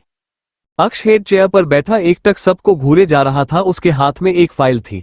उसके चेहरे पर इस वक्त डार्क एक्सप्रेशन थे जिसे देखकर सब काफी डरे हुए लग रहे थे। अक्ष को जो प्रोजेक्ट चाहिए था वो उसे मिल चुका था लेकिन फिर भी वो खुश नहीं लग रहा था जिससे सब हैरान और परेशान होकर बैठे थे। एक आदमी हिम्मत कर डरते हुए बोला, सर इस बार हमने बेस्ट दिया है और देखिएगा आगे भी सारे प्रोजेक्ट हमें ही मिलेंगे। अक्ष का फेस और भी डार्क हो गया क्योंकि उसके आगे उसके परमिशन के बिना कोई और बोले उसे ये पसंद नहीं था। वो अपनी सर्द आंखें उस आदमी पर टिका कर बोला, you know mister Mehta shouldn't be so happy with a small success because success comes to those who are always ready for every problem. Aksh की बात सुन सबकी बोलती बंद हो गई क्योंकि अक्ष की बात बिल्कुल सही थी। कामयाबी सिर्फ उन्हें मिलती है जो हर वक्त हर प्रॉब्लम को फेस करने के लिए हमेशा रेडी रहते हैं। मीटिंग खत्म होने के बाद अक्ष सीधा रॉयल विला के लिए निकल जाता है क्योंकि अब तक दोपहर भी हो चुकी थी। रॉयल विला में अति के होठों पर इस वक्त प्यारी सी स्माइल थी क्योंकि वो इस वक्त फिर से आम पेड़ के सामने खड़ी थी। सबने अति को रोकने की कोशिश की थी लेकिन अति सुने तक ना और किसी ने अति के आसपास आने की गलती से भी गलती नहीं। अति की आंखों में इस वक्त चमक थी लेकिन आम का पेड़ काफी बड़ा था इसलिए अति उसी के पास में फलों से भरे अमरूद के पेड़ को देखकर जल्दी से उसके पास चली गई। वो अमरूद के फलों से लदे पेड़ को देखकर खुश होकर बोली, वाओ इतने सारे गुआवा। वो अपने दोनों हाथ में अमरूद तोड़कर पकड़ ली और घूमते हुए सारे फूलों के खुशबू को महसूस करने लगी। उसके होठों पर इस वक्त बेहद क्यूट सी स्माइल थी। वही जितने भी सर्वेंट अति के पीछे आए थे वो अति को इतना खुश देखकर बस एक साइड में खड़े होकर एकटक उसे ही देखने लगे। अक्ष को उन्होंने मैसेज कर बता दिया था इसलिए अक्ष भी सीधा गार्डन ही आ गया और सब सर्वेंट को इस तरह से अति को देखता पाकर उसके जबड़े कस गए और उसकी आंखें अचानक ही बेहद खतरनाक हो गई। उसको देखकर ऐसा लग रहा था कि वो अभी ही सबको मार डालेगा। उसने सब सर्वेंट को अपनी खतरनाक धधक रही आंखों से घूरा तो सब काम गए और बिना एक पल गवाए जल्दी से अंदर चले गए। अक्ष अति के सामने गुस्सा नहीं करना चाहता था, इसलिए उसने खुद को नॉर्मल किया और अति को अमरूद खाता देखकर एक झटके से उसके हाथ से अमरूद छीनकर नीचे फेंक दिया। अति नीचे गिरे अपने अमरूद को देखकर उदास होकर बोली, मेरा गुआवा। उसे बहुत गुस्सा आ रहा था। उसने गुस्से से अपनी नजरें उठाई और अपने सामने खड़े इंसान को देखने लगी, लेकिन अपने सपने अक्ष को खड़ा देखकर उसकी बोलती ही बंद हो गई। अक्ष अति को घूरते हुए बोला, तुम मेरे परमिशन के बिना बाहर क्यों आए? अति अपनी छोटी सी आंखों को और छोटा कर अक्ष को देखने लगी और अमरूद को देखकर बोली, आपने इसे फेंका क्यों? अक्ष, जिसके मूड काफी खराब था, वो एक गहरी सांस लेकर बोला, शॉपिंग पर जाना है या सिर्फ खाना है? अति की नजरें अब तक नीचे गिरे अमरूद पर थी। वो उसे ही देखते हुए बोली, पर इसे फेंकने की क्या जरूरत थी? अति को अक्ष का ऐसा करना बिल्कुल भी अच्छा नहीं लगा। अति को इस वक्त अक्ष पर गुस्सा आ रहा था। वो मुंह बनाकर मन ही मन बोली, डेविल हर बार मुझे परेशान करते हैं उन्हें। इतना बोल वो मुंह बनाकर अक्ष को देखने लगी, जो उसका हाथ पकड़कर उसे अंदर ले जा रहा था। वो भी बिना कुछ बोले उसके साथ अंदर चली गई। लक्ष्य का केबिन में लक्ष्य का मुंह देखने लायक था, क्योंकि उसका भी आज एक मीटिंग था जिसकी तैयारी में वो जी जान लगा हुआ था। क्योंकि अगर इस मीटिंग में उसने कोई गड़बड़ी की तो अक्ष से शायद ही उसे कोई बचा सकता है। वही लक्ष्य को इस तरह से देख नील के होठों पर बड़ी सी स्माइल थी। नील को खुद की हाल पर हंसता देखकर लक्ष्य की आंखें छोटी हो गई और वो नील को अपनी खा जाने वाली नजरों से घूरते हुए बोला, तुझे शर्म नहीं आती? यहाँ तुम्हारा बॉस परेशान है और तुम्हें हंसी आ रही है। नील आराम से अपनी चेयर पर बैठकर बेपरवाह होकर बोला, तू और मेरा बॉस सपना देखना बंद कर समझा? इतना बोल वो हंसने लगा और अपने बालों पर बड़ी आदा से हाथ फेरते हुए बोला, तुझे पता है मैं इतना इंटेलिजेंट हूं कि मैं खुद की एक बड़ी कंपनी खोल सकता हूं, लेकिन मुझे ना तुझ पर बड़ा तरस आता है, क्योंकि मैं ये अच्छे से जानता हूं तुझ जैसा इंसान जिसका पूरा ऊपरी हिस्सा खाला है, उसे संभालने के लिए मुझ जैसे इंटेलिजेंट लड़के की कितनी जरूरत है। सिर्फ मैं ही हूं जो तुझ जैसे सरफिरे इंसान को झेल सकता हूं। नील की बात सुन लक्ष्य अपना मुंह बनाकर ऊपर देखकर बोला, हे भगवान, आपको मुझ जैसे मासूम बच्चे पर तरस नहीं आता क्या? एक तो मेरा वो खड़ूस भाई, ऊपर से ऐसा बदतमीज असिस्टेंट मुझे ही क्यों मिलना था? लक्ष्य बुरा सा मुंह बनाकर नील को घूरने लगा, जिसे उसकी बातों से जरा सा भी फर्क नहीं पड़ रहा था, बल्कि उसके चेहरे पर मुस्कान थी, जिसे देखकर लक्ष्य चिढ़ गया और बोला, भगवान तुझ जैसा असिस्टेंट मेरे दुश्मन को भी ना दे, वरना वो खुद ही मार जाएगा। लक्ष्य को इस तरह से चिढ़ा हुआ देख नील को बड़ा मजा आ रहा था। वो लक्ष्य को और भी परेशान करना चाहता था। नील लक्ष्य को और भी चिढ़ाते हुए बोला, तुझे तो मेरी कोई कदर ही नहीं है, पर कोई बात नहीं, क्योंकि मुझे पता है गधों को समझदारों की कहाँ समझ होती है। लक्ष्य अपनी खा जाने वाली नजरों से नील को घूरने लगा, लेकिन नील मस्त होकर बैठा था, जैसे उसे कोई परवाह ही नहीं है। दूसरी तरफ अति अक्ष के साथ कार की बैक सीट पर बैठी थी और वो बहुत खुश लग रही थी। वही सामने मैक्स बैठा था और मान इस वक्त उनके साथ में नहीं था, क्योंकि वो ऑफिस में ही था। थोड़ी ही देर में उनकी कार मुंबई की सबसे बड़ी मॉल के सामने आकर रुकी। कार के रुकते ही कई सारे ब्लैक ड्रेस पहने हटे कट्टे बॉडीगार्ड उनकी कार को कवर कर लेते हैं। अति उन्हें देखकर हैरानी से बोली, ये सब क्या है? अक्ष बिना कुछ बोले अति के फेस पर मास्क लगता है, जिससे अति हैरानी से आंखें बड़ी बड़ी कर अक्ष को देखने लगी, लेकिन वो कुछ बोल पाती उससे पहले ही मैक्स अक्ष के लिए कार का डोर खोलता है। अक्ष अति का हाथ पकड़कर बाहर निकलते हुए बोला, तुम्हें इन बातों पर ध्यान नहीं देना चाहिए, तुम सिर्फ अपने शॉपिंग पर ध्यान दो। अति को भी इस सब से कोई मतलब नहीं था। वो अक्ष के साथ चली गई। अक्ष ने उसका हाथ पकड़ रखा था। अति जैसे ही मॉल के अंदर गई उसकी आंखें चमक उठी, लेकिन साथ में उसे बहुत हैरानी भी हुई, क्योंकि इतना बड़ा मॉल इस वक्त पूरा खाली था। उसमें सिर्फ मॉल के स्टाफ थे, वो भी सिर्फ फीमेल, और मॉल का मैनेजर भी एक साइड खड़ा हुआ था, जो काफी डरा हुआ लग रहा था। वो जानते थे इस वक्त उसके सामने खड़ा इंसान कितना पावरफुल है, वो अपनी पलक झपकाते ही सब कुछ तबाह कर सकता है। अक्ष के साथ किसी लड़की को देखकर वो बहुत हैरान था, लेकिन अपनी हैरानी को साइड कर वो जल्दी से अक्ष को ग्रीट करते हुए बोला, वेलकम मिस्टर। वो बोल ही रहे थे कि अक्ष उन्हें कुछ इशारा करता है, जिससे वो तुरंत चुप होकर साइड हो जाते हैं। अति तो बस चमकते आंखों से एकटक सबको देख रही थी। वो पहली बार इंडिया के मॉल में आई थी। अक्ष अति को अंदर ले जाकर बोला, तुम्हें जो चाहिए तुम ले लो। अति जल्दी से अपना सर हिलाकर इधर उधर देखने लगी, क्योंकि आज अति के दिमाग में कुछ चल रहा था। वो एक नजर अक्ष को देखकर मन ही मन बोली, डेविल हर बार मुझे परेशान करते हैं ना, पर अब मैं उन्हें परेशान करूंगी, तब उन्हें पता चलेगा। उसने सोच लिया था इस बार वो अक्ष को अच्छे से परेशान करेगी। अति अभी जस्ट अंदर आई थी कि उसकी नजर एक बड़े से पिंक कलर के टेडी बियर पर गई, जिससे उसके चेहरे पर मुस्कान खिल गई। वो अक्ष की बाजू को जोर से हिलाते हुए बोली, मुझे ये चाहिए। अक्ष अति के खिले हुए चेहरे को देख फीमेल स्टाफ से बोला, इसे जो भी चाहिए उसे पैक कर दो। अति अक्ष को आज परेशान करने के मूड में थी, इसलिए उसके आंखों में जो भी अच्छा लग रहा था वो बिना सोचे समझे उसे देखकर अक्ष के बाजू को हिलाते हुए बोलती, मुझे ये चाहिए। अक्ष भी बिना कोई बहस के सिर्फ हाँ में सर हिला देता और दो फीमेल स्टॉप अति की पसंद की सारी चीजों को एक एक कर शॉपिंग ट्रॉली में रखते जा रही थी। लेकिन थोड़ा ही देर में उनकी हालत खराब हो गई, क्योंकि अति रुकने का नाम ही नहीं ले रही थी। आज अति ने पूरा मन बना लिया था वो अक्ष को बहुत परेशान करेगी।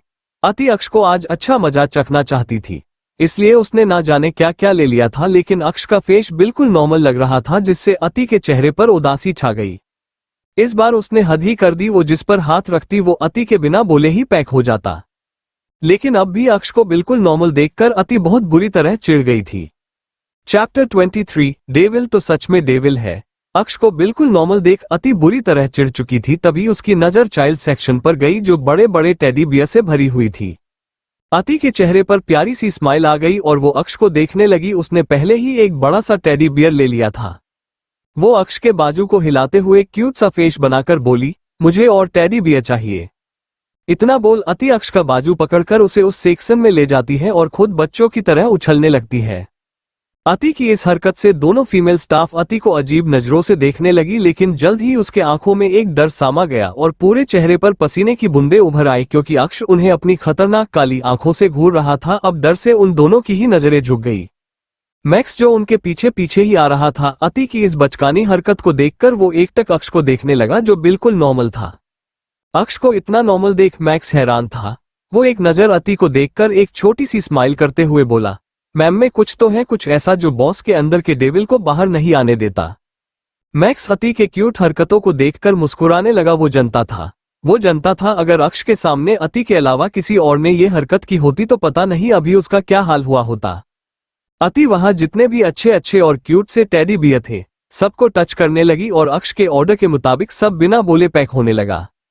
दोनों ही फीमेल स्टाफ को अति से बहुत जलन होने लगी थी, क्योंकि उनके ना जाने कितनी ही बार रिक्वेस्ट करने पर उनके बॉयफ्रेंड से उन्हें कोई गिफ्ट मिलता था, और इधर अति जिसके सिर्फ एक इशारे पर अक्ष सब कुछ लुटाने को तैयार था। वो दोनों मन ही मन अक्ष जैसा बॉयफ्रेंड मिलने का ड्रीम देखने लगती है। उनका मन कर रहा था कि वो एक बार अति का चेहरा देख पाती, आखिर वो भी तो देखे किसने इतना अच्छा लव पाया है। अति मन ही मन खुश होकर बोली, डेविल को परेशान करने में कितना मजा आ रहा है। अति खुश थी। वही अति को इतना खुश देख अक्ष बस एकटक अति को निहारने लगा। वही थोड़ी ही देर में दोनों फीमेल स्टाफ की हालत बहुत खराब हो चुकी थी। वो बहुत थक चुकी थी, लेकिन अति है कि रुकने का नाम ही नहीं ले रही थी। पर अब अति भी बहुत थक चुकी थी। उससे अब बिल्कुल भी चला भी नहीं जा रहा था। उसके पैर वही रुक गए, लेकिन उसके चेहरे पर मुस्कान थी। उसे लगा रहा था कि उसने अक्ष को खूब परेशान किया है। वो मन ही मन खुश होने लगी। उसे लगा अब अक्ष जरूर चिढ़ जाएगा। अति बड़ी सी स्माइल करते हुए अक्ष को देखने लगी, लेकिन अब भी अक्ष को नॉर्मल देख अति का चेहरा रोने वाला हो गया था, क्योंकि उसने इतनी मेहनत सिर्फ अक्ष को परेशान करने के लिए किया था। अब उसे गुस्सा भी बहुत आ रहा था, क्योंकि वो अब बहुत ज्यादा थक चुकी थी और अब उससे बिल्कुल भी नहीं चला जा रहा था। अक्ष का तो पता नहीं, पर अक्ष को परेशान करने के चक्कर में अति बहुत बुरी तरह से थक चुकी थी। वो मुंह बनाकर मन ही मन बोली, डेविल तो सच में डेविल है। उन्हें तो कुछ फर्क ही नहीं पड़ा, पर मैं बहुत थक गई हूँ। मुझसे तो बिल्कुल भी चला नहीं जा रहा और भूख भी मुझे कितनी जोरों की लगी है। अब मैं क्या करूं? अति इस वक्त गहरी सोच में डूबी हुई थी। अति को इस तरह सोचता देख अक्ष हल्का झुककर अति के कान में धीरे से बोला, क्या हुआ वाइफी? मुझे परेशान करने के चक्कर में खुद परेशान हो गई। अति की आंखें बड़ी बड़ी हो गई। उसकी चोरी पकड़ी गई थी। अब उसे डर लग रहा था, अगर कहीं अक्ष उसे पनिशमेंट ना दे दे। ये सोचते ही अति को खुद की हरकत पर रोना आ रहा था। अक्ष अति का छोटा सा चेहरा अपने हाथों में भरकर बोला, अब घर चले। अति थकी हुई आवाज में बोली, मुझे भूख लगी है। अति से जरा सी भी भूख बर्दाश्त नहीं होती थी और वो 4 घंटों से लगातार शॉपिंग किए जा रही थी, जिससे अब उसे और भी ज्यादा भूख लग रही थी। अक्ष एक गहरी सांस लेकर अति को अपनी बाहों में भरकर उस सेक्शन से बाहर ले जाने लगा है। अति अक्ष की शर्बेट को पकड़कर जोर से खींचती है तो अक्ष अपनी नजरें अति पर टिका देता है। अति के चेहरे पर अब भी मास्क लगा हुआ था। अति वैसे ही मास्क में ही बेचारा सा मुंह बनाकर बोली, मुझे बहुत जोरों की भूख लगी है और मैं भूख बिल्कुल भी बर्दाश्त नहीं कर सकती, मुझे कुछ खाना है।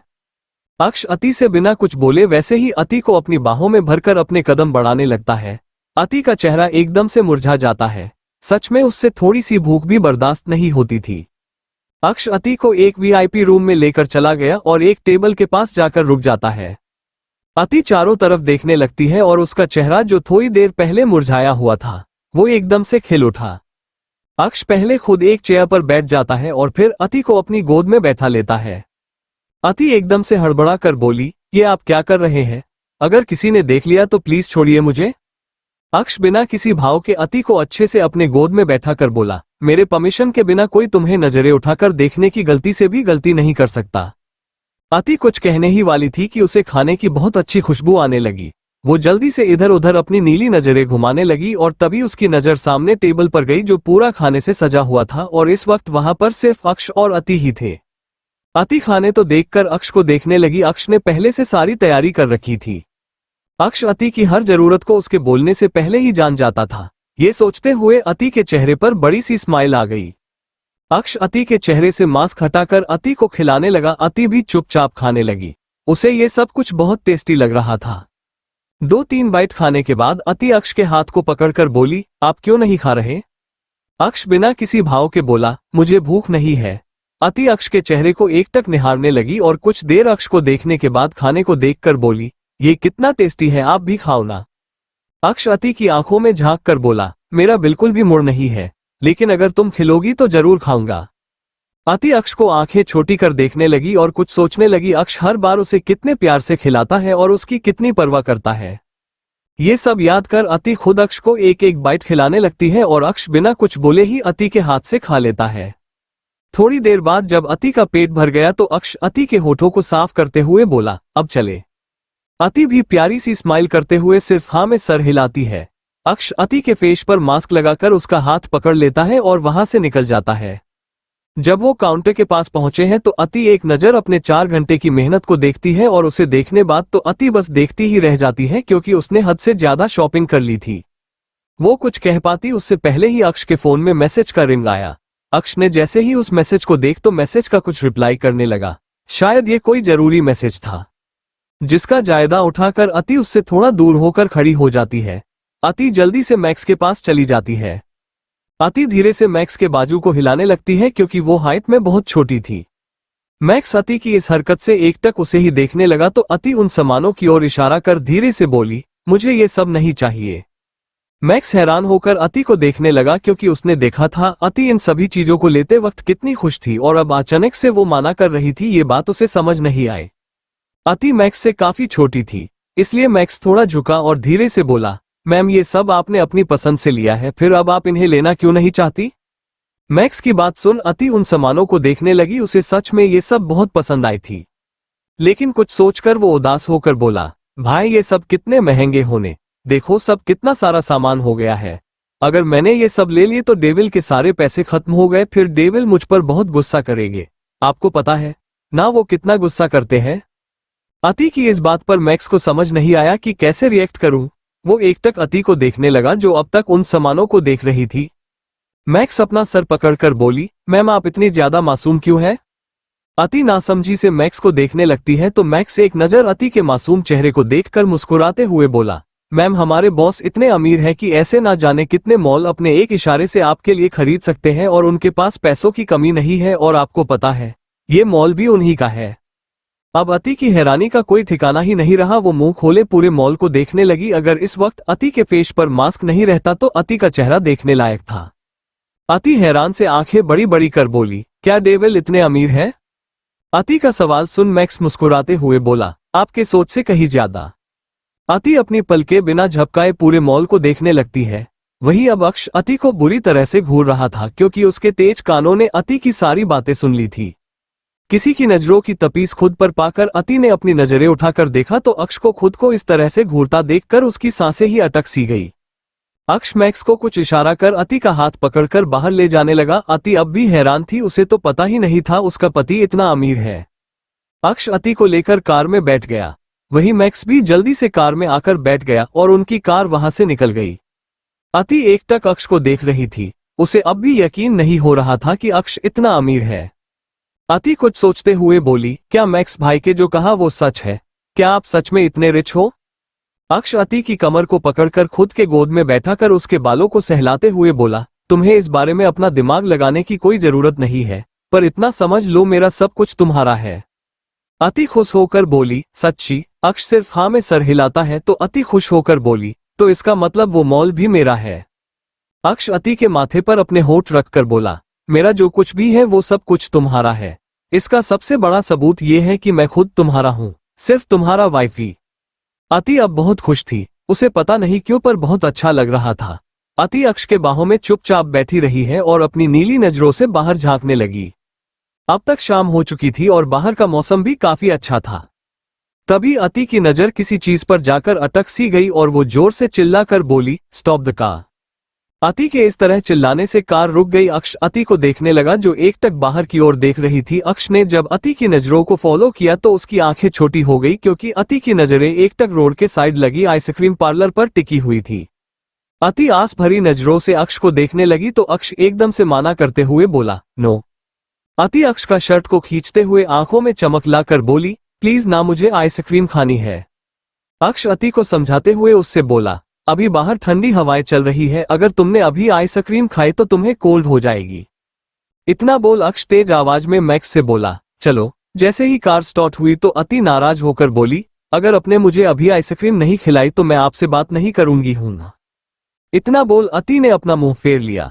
अक्ष अति के चेहरे को अपने हाथों में भरकर देखने लगा और अचानक ही बोला, स्टॉप द कार। कार रुक गई तो अति खुश हो गई वो और क्यूट सा फेस बनाकर बोली, आप बहुत अच्छे हो। अक्ष अति के माथे पर अपने होठ रखकर एक अजीब सी स्माइल के साथ बोला, सिर्फ तुम्हारे लिए। अति को थोड़ा अजीब लगा पर वो इतनी खुश थी कि सारी बातों को साइड कर जल्दी से कार का दरवाजा खोलने के लिए हाथ आगे बढ़ाई ही थी कि अक्ष ने उसका हाथ पकड़ लिया। अति सवालिया नजरों से अक्ष को देखने लगी। वो कुछ कह पाती उससे पहले ही अचानक से जोरों की फायरिंग होने लगी। अति एकदम से डर गई और कस के अक्ष से लिपट गई। उसने कस के अक्ष की शर्ट पकड़ ली थी। वही अक्ष के चेहरे पर इस वक्त कोई भाव नहीं थे, पर चेहरा एकदम डार्क हो चुका था। उसके जबड़े गुस्से से कस चुके थे। मैक्स के चेहरे पर टेंशन साफ दिखाई दे रही थी क्योंकि अब चारों ओर से गोलियों की बारिश होने लगी था। CH-24, मुझे बहुत डर लग रहा है। मैक्स ने अक्ष के साथ रहते हुए आज से पहले भी कई बार ये सब फेस किया था, लेकिन कभी उसे इतनी घबराहट नहीं हुई जितनी इस वक्त हो रही थी क्योंकि उसको इस वक्त सिर्फ अति की टेंशन हो रही थी। इस वक्त अक्ष के कार के आगे और पीछे दो कार थी जिसे देखकर सामने वाले आदमी जो उन पर फायरिंग कर रहे थे उनके चेहरे पर मुस्कान थी। उन आदमियों में से एक आदमी जो सबका लीडर लग रहा था, वो अपने सब आदमियों को देखकर बोला, आज किसी भी कीमत पर उसका काम तमाम हो जाना चाहिए, वरना बॉस से हमें कोई नहीं बचा सकता। उसकी बातों से सब सहमत थे क्योंकि उनके बॉस ने ये उन्हें आखिर चांस दिया था। अगर इस बार भी वो नाकामयाब हुए तो उनके बॉस का गुस्सा उन पर ही फटने वाला था। वो अपना पूरी ताकत लगाकर अक्ष की कारों पर फायरिंग कर रहे थे। चारों ओर से गोलियों की जैसे बारिश होने लगी थी, लेकिन अक्ष के चेहरे पर कोई शिकन नहीं थी क्योंकि उनकी सारी कार बुलेट प्रूफ थी। अति अक्ष के सीने से लगी, बुरी तरह से कांप रही थी क्योंकि उसे बचपन से इन सभी चीजों से डर लगता था। उसे गोलियों की आवाज से बेहद डर लगता था। अक्ष के वेल ट्रेन गार्ड ने अब तक कई लोगों को मार गिराया था। उन्होंने उन्हें जरा सा मौका ही नहीं दिया था थोड़ा सा भी संभालने का और लगातार उन पर गोलियों की बरसात करने लगे। ये अक्ष की ऑर्डर से हुआ था। उसने अति के कान पर हाथ रखे थे लेकिन फिर भी अति कांप रही थी। अक्ष अति को इस तरह से डरता हुआ देखकर गुस्से में कांप रहा था। वही अति की हालात बहुत खराब हो चुकी थी। बाहर से आती गोलियों की आवाज उसके दिल में एक डर भर रही थी, जिससे उसकी पकड़ अक्ष पर और भी कस गई थी। अति के अक्ष के शर्ट को कस के अपने दोनों हाथों में भींच रखा था। पल पल उसकी पकड़ अक्ष पर और भी ज्यादा कसती जा रही थी। जो आदमी अक्ष की कार पर फायरिंग कर रहे थे वो सभी इस वक्त जख्मी हो चुके थे। वो कुछ सोच ही रहे थे कि तभी अचानक से कई सारी कार्स की लाइन लग गई। वो सभी कार्स अक्ष के कार के आगे पीछे दाएं बाएं सब तरफ से कवर करने लगती है। अचानक से इतनी कार को देख उनके होश उड़े चुके थे।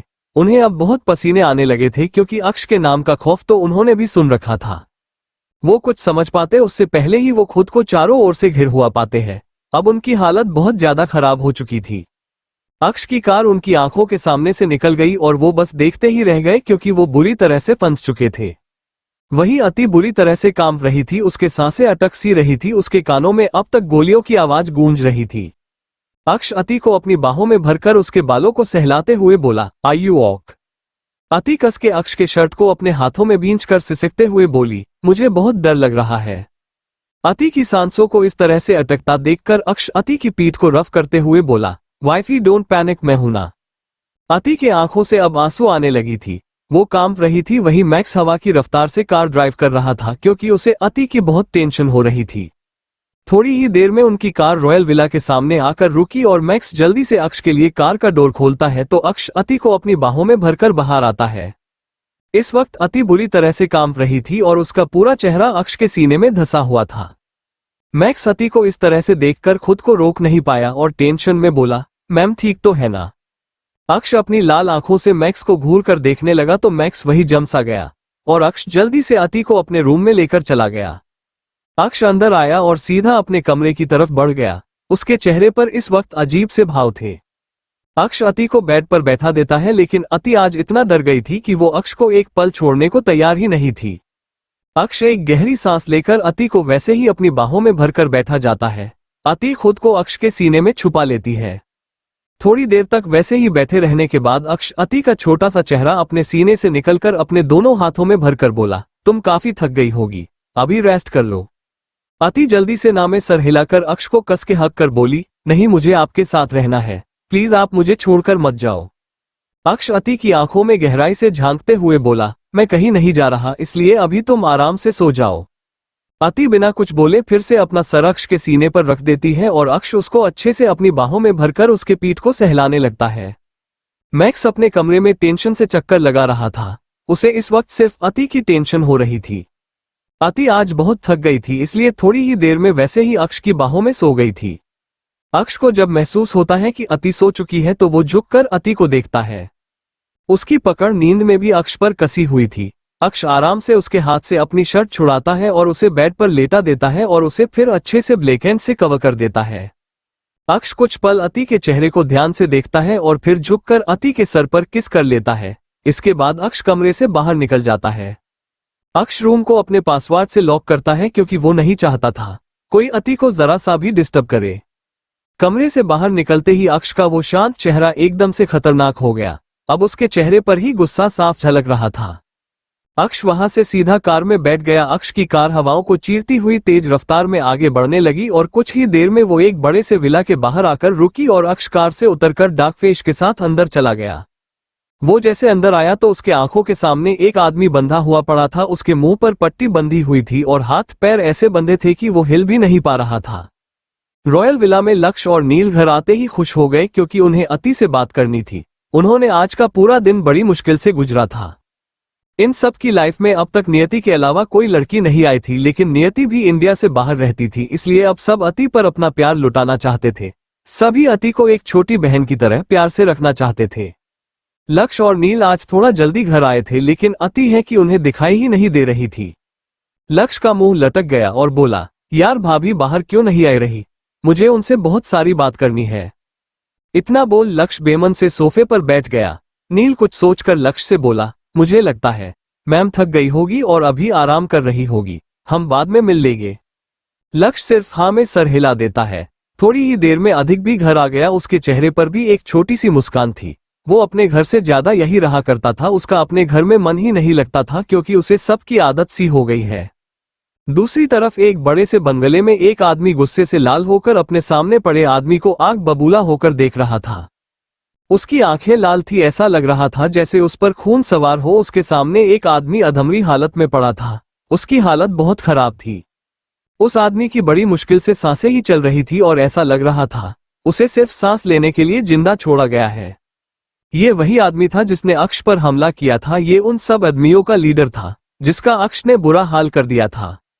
अक्ष ने उसे जिंदा इसलिए छोड़ा था क्योंकि उसे अपने दुश्मन को उसकी ही नजरों में गिराना था और हुआ भी वैसा ही। उसका बॉस उस आदमी की ये हालत देखकर गुस्से से पागल सा हो गया था। उसकी हर कोशिश नाकामयाब होते जा रही थी जिससे वो बेहद गुस्से में था। इस आदमी का नाम जय अग्निहोत्री है जिसे अक्ष के नाम से ही बेहद नफरत है। जय को किसी भी कीमत में बस अक्ष की बर्बादी चाहिए। जय आग बबूला होकर उसे अधमारे आदमी के चेहरे पर बड़ी बेरहमी से अपने पैर से कुचलते हुए बोला, कितनी बार मौका दिया तुम्हें, लेकिन तुमसे एक काम नहीं हो पाया। तुम और तुम्हारे इतने सारे आदमी मिलकर भी उस एक आदमी को एक छोटी खरोच तक नहीं पहुंचा पाए।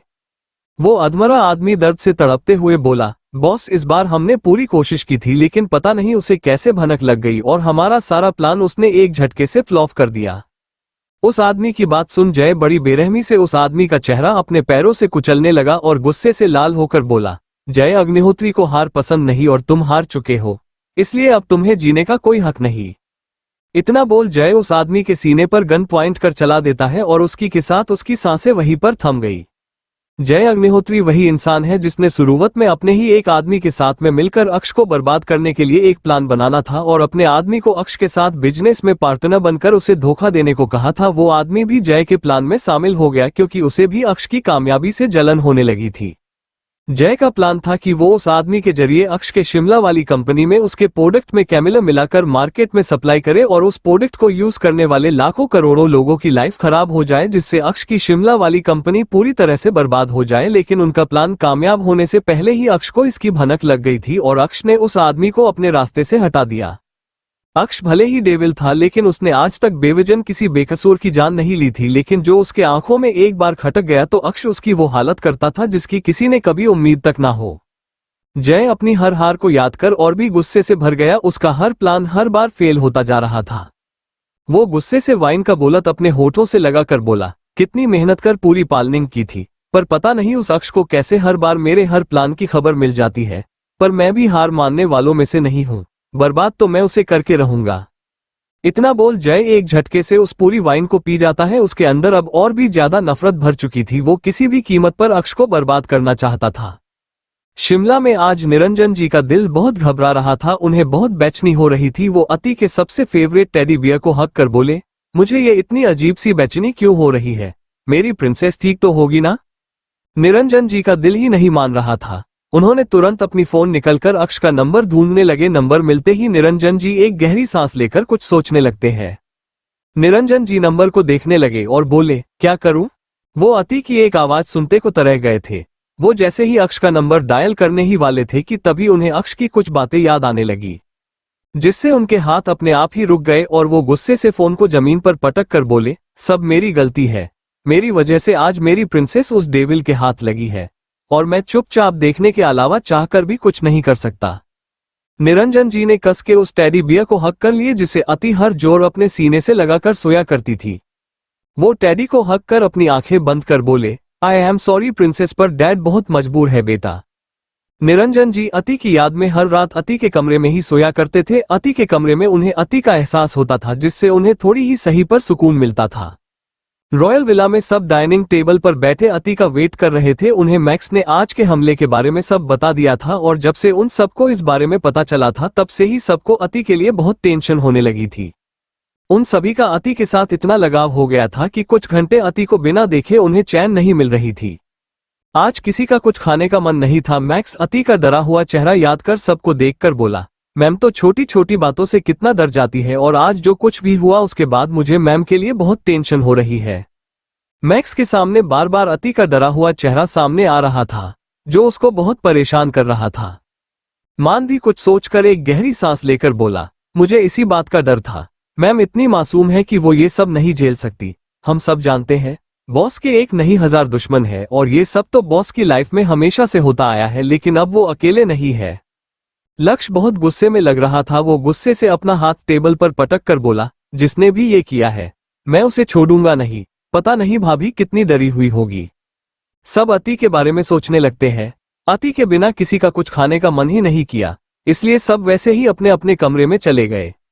भले ही अति के यहाँ आए कुछ ही दिन हुए थे, लेकिन वो कुछ ही दिनों में सबके दिल में बस चुकी थी। रात के 11 बज चुके थे और अति अब तक सोई हुई थी और तभी अक्ष धीरे से डोर खोलकर अंदर आया। अति को आराम से सोता देख अक्ष अति की तरफ अपने कदम बढ़ाने लगा, लेकिन जैसे ही अक्ष अति के पास पहुंचा और उसकी नजरें अति पर गई, उसकी काली गहरी आंखें बेहद खतरनाक हो गई। चैप्टर 25 मैंने ये जानबूझकर नहीं किया। अति को सोता देख अक्ष के कदम अति की ओर बढ़ने लगता है, लेकिन उसकी नजरें जैसे ही अक्ष अति पास पहुंचा और उसकी नजरें अति पर गई, वैसे ही उसकी काली गहरी आंखें बेहद खतरनाक हो गई।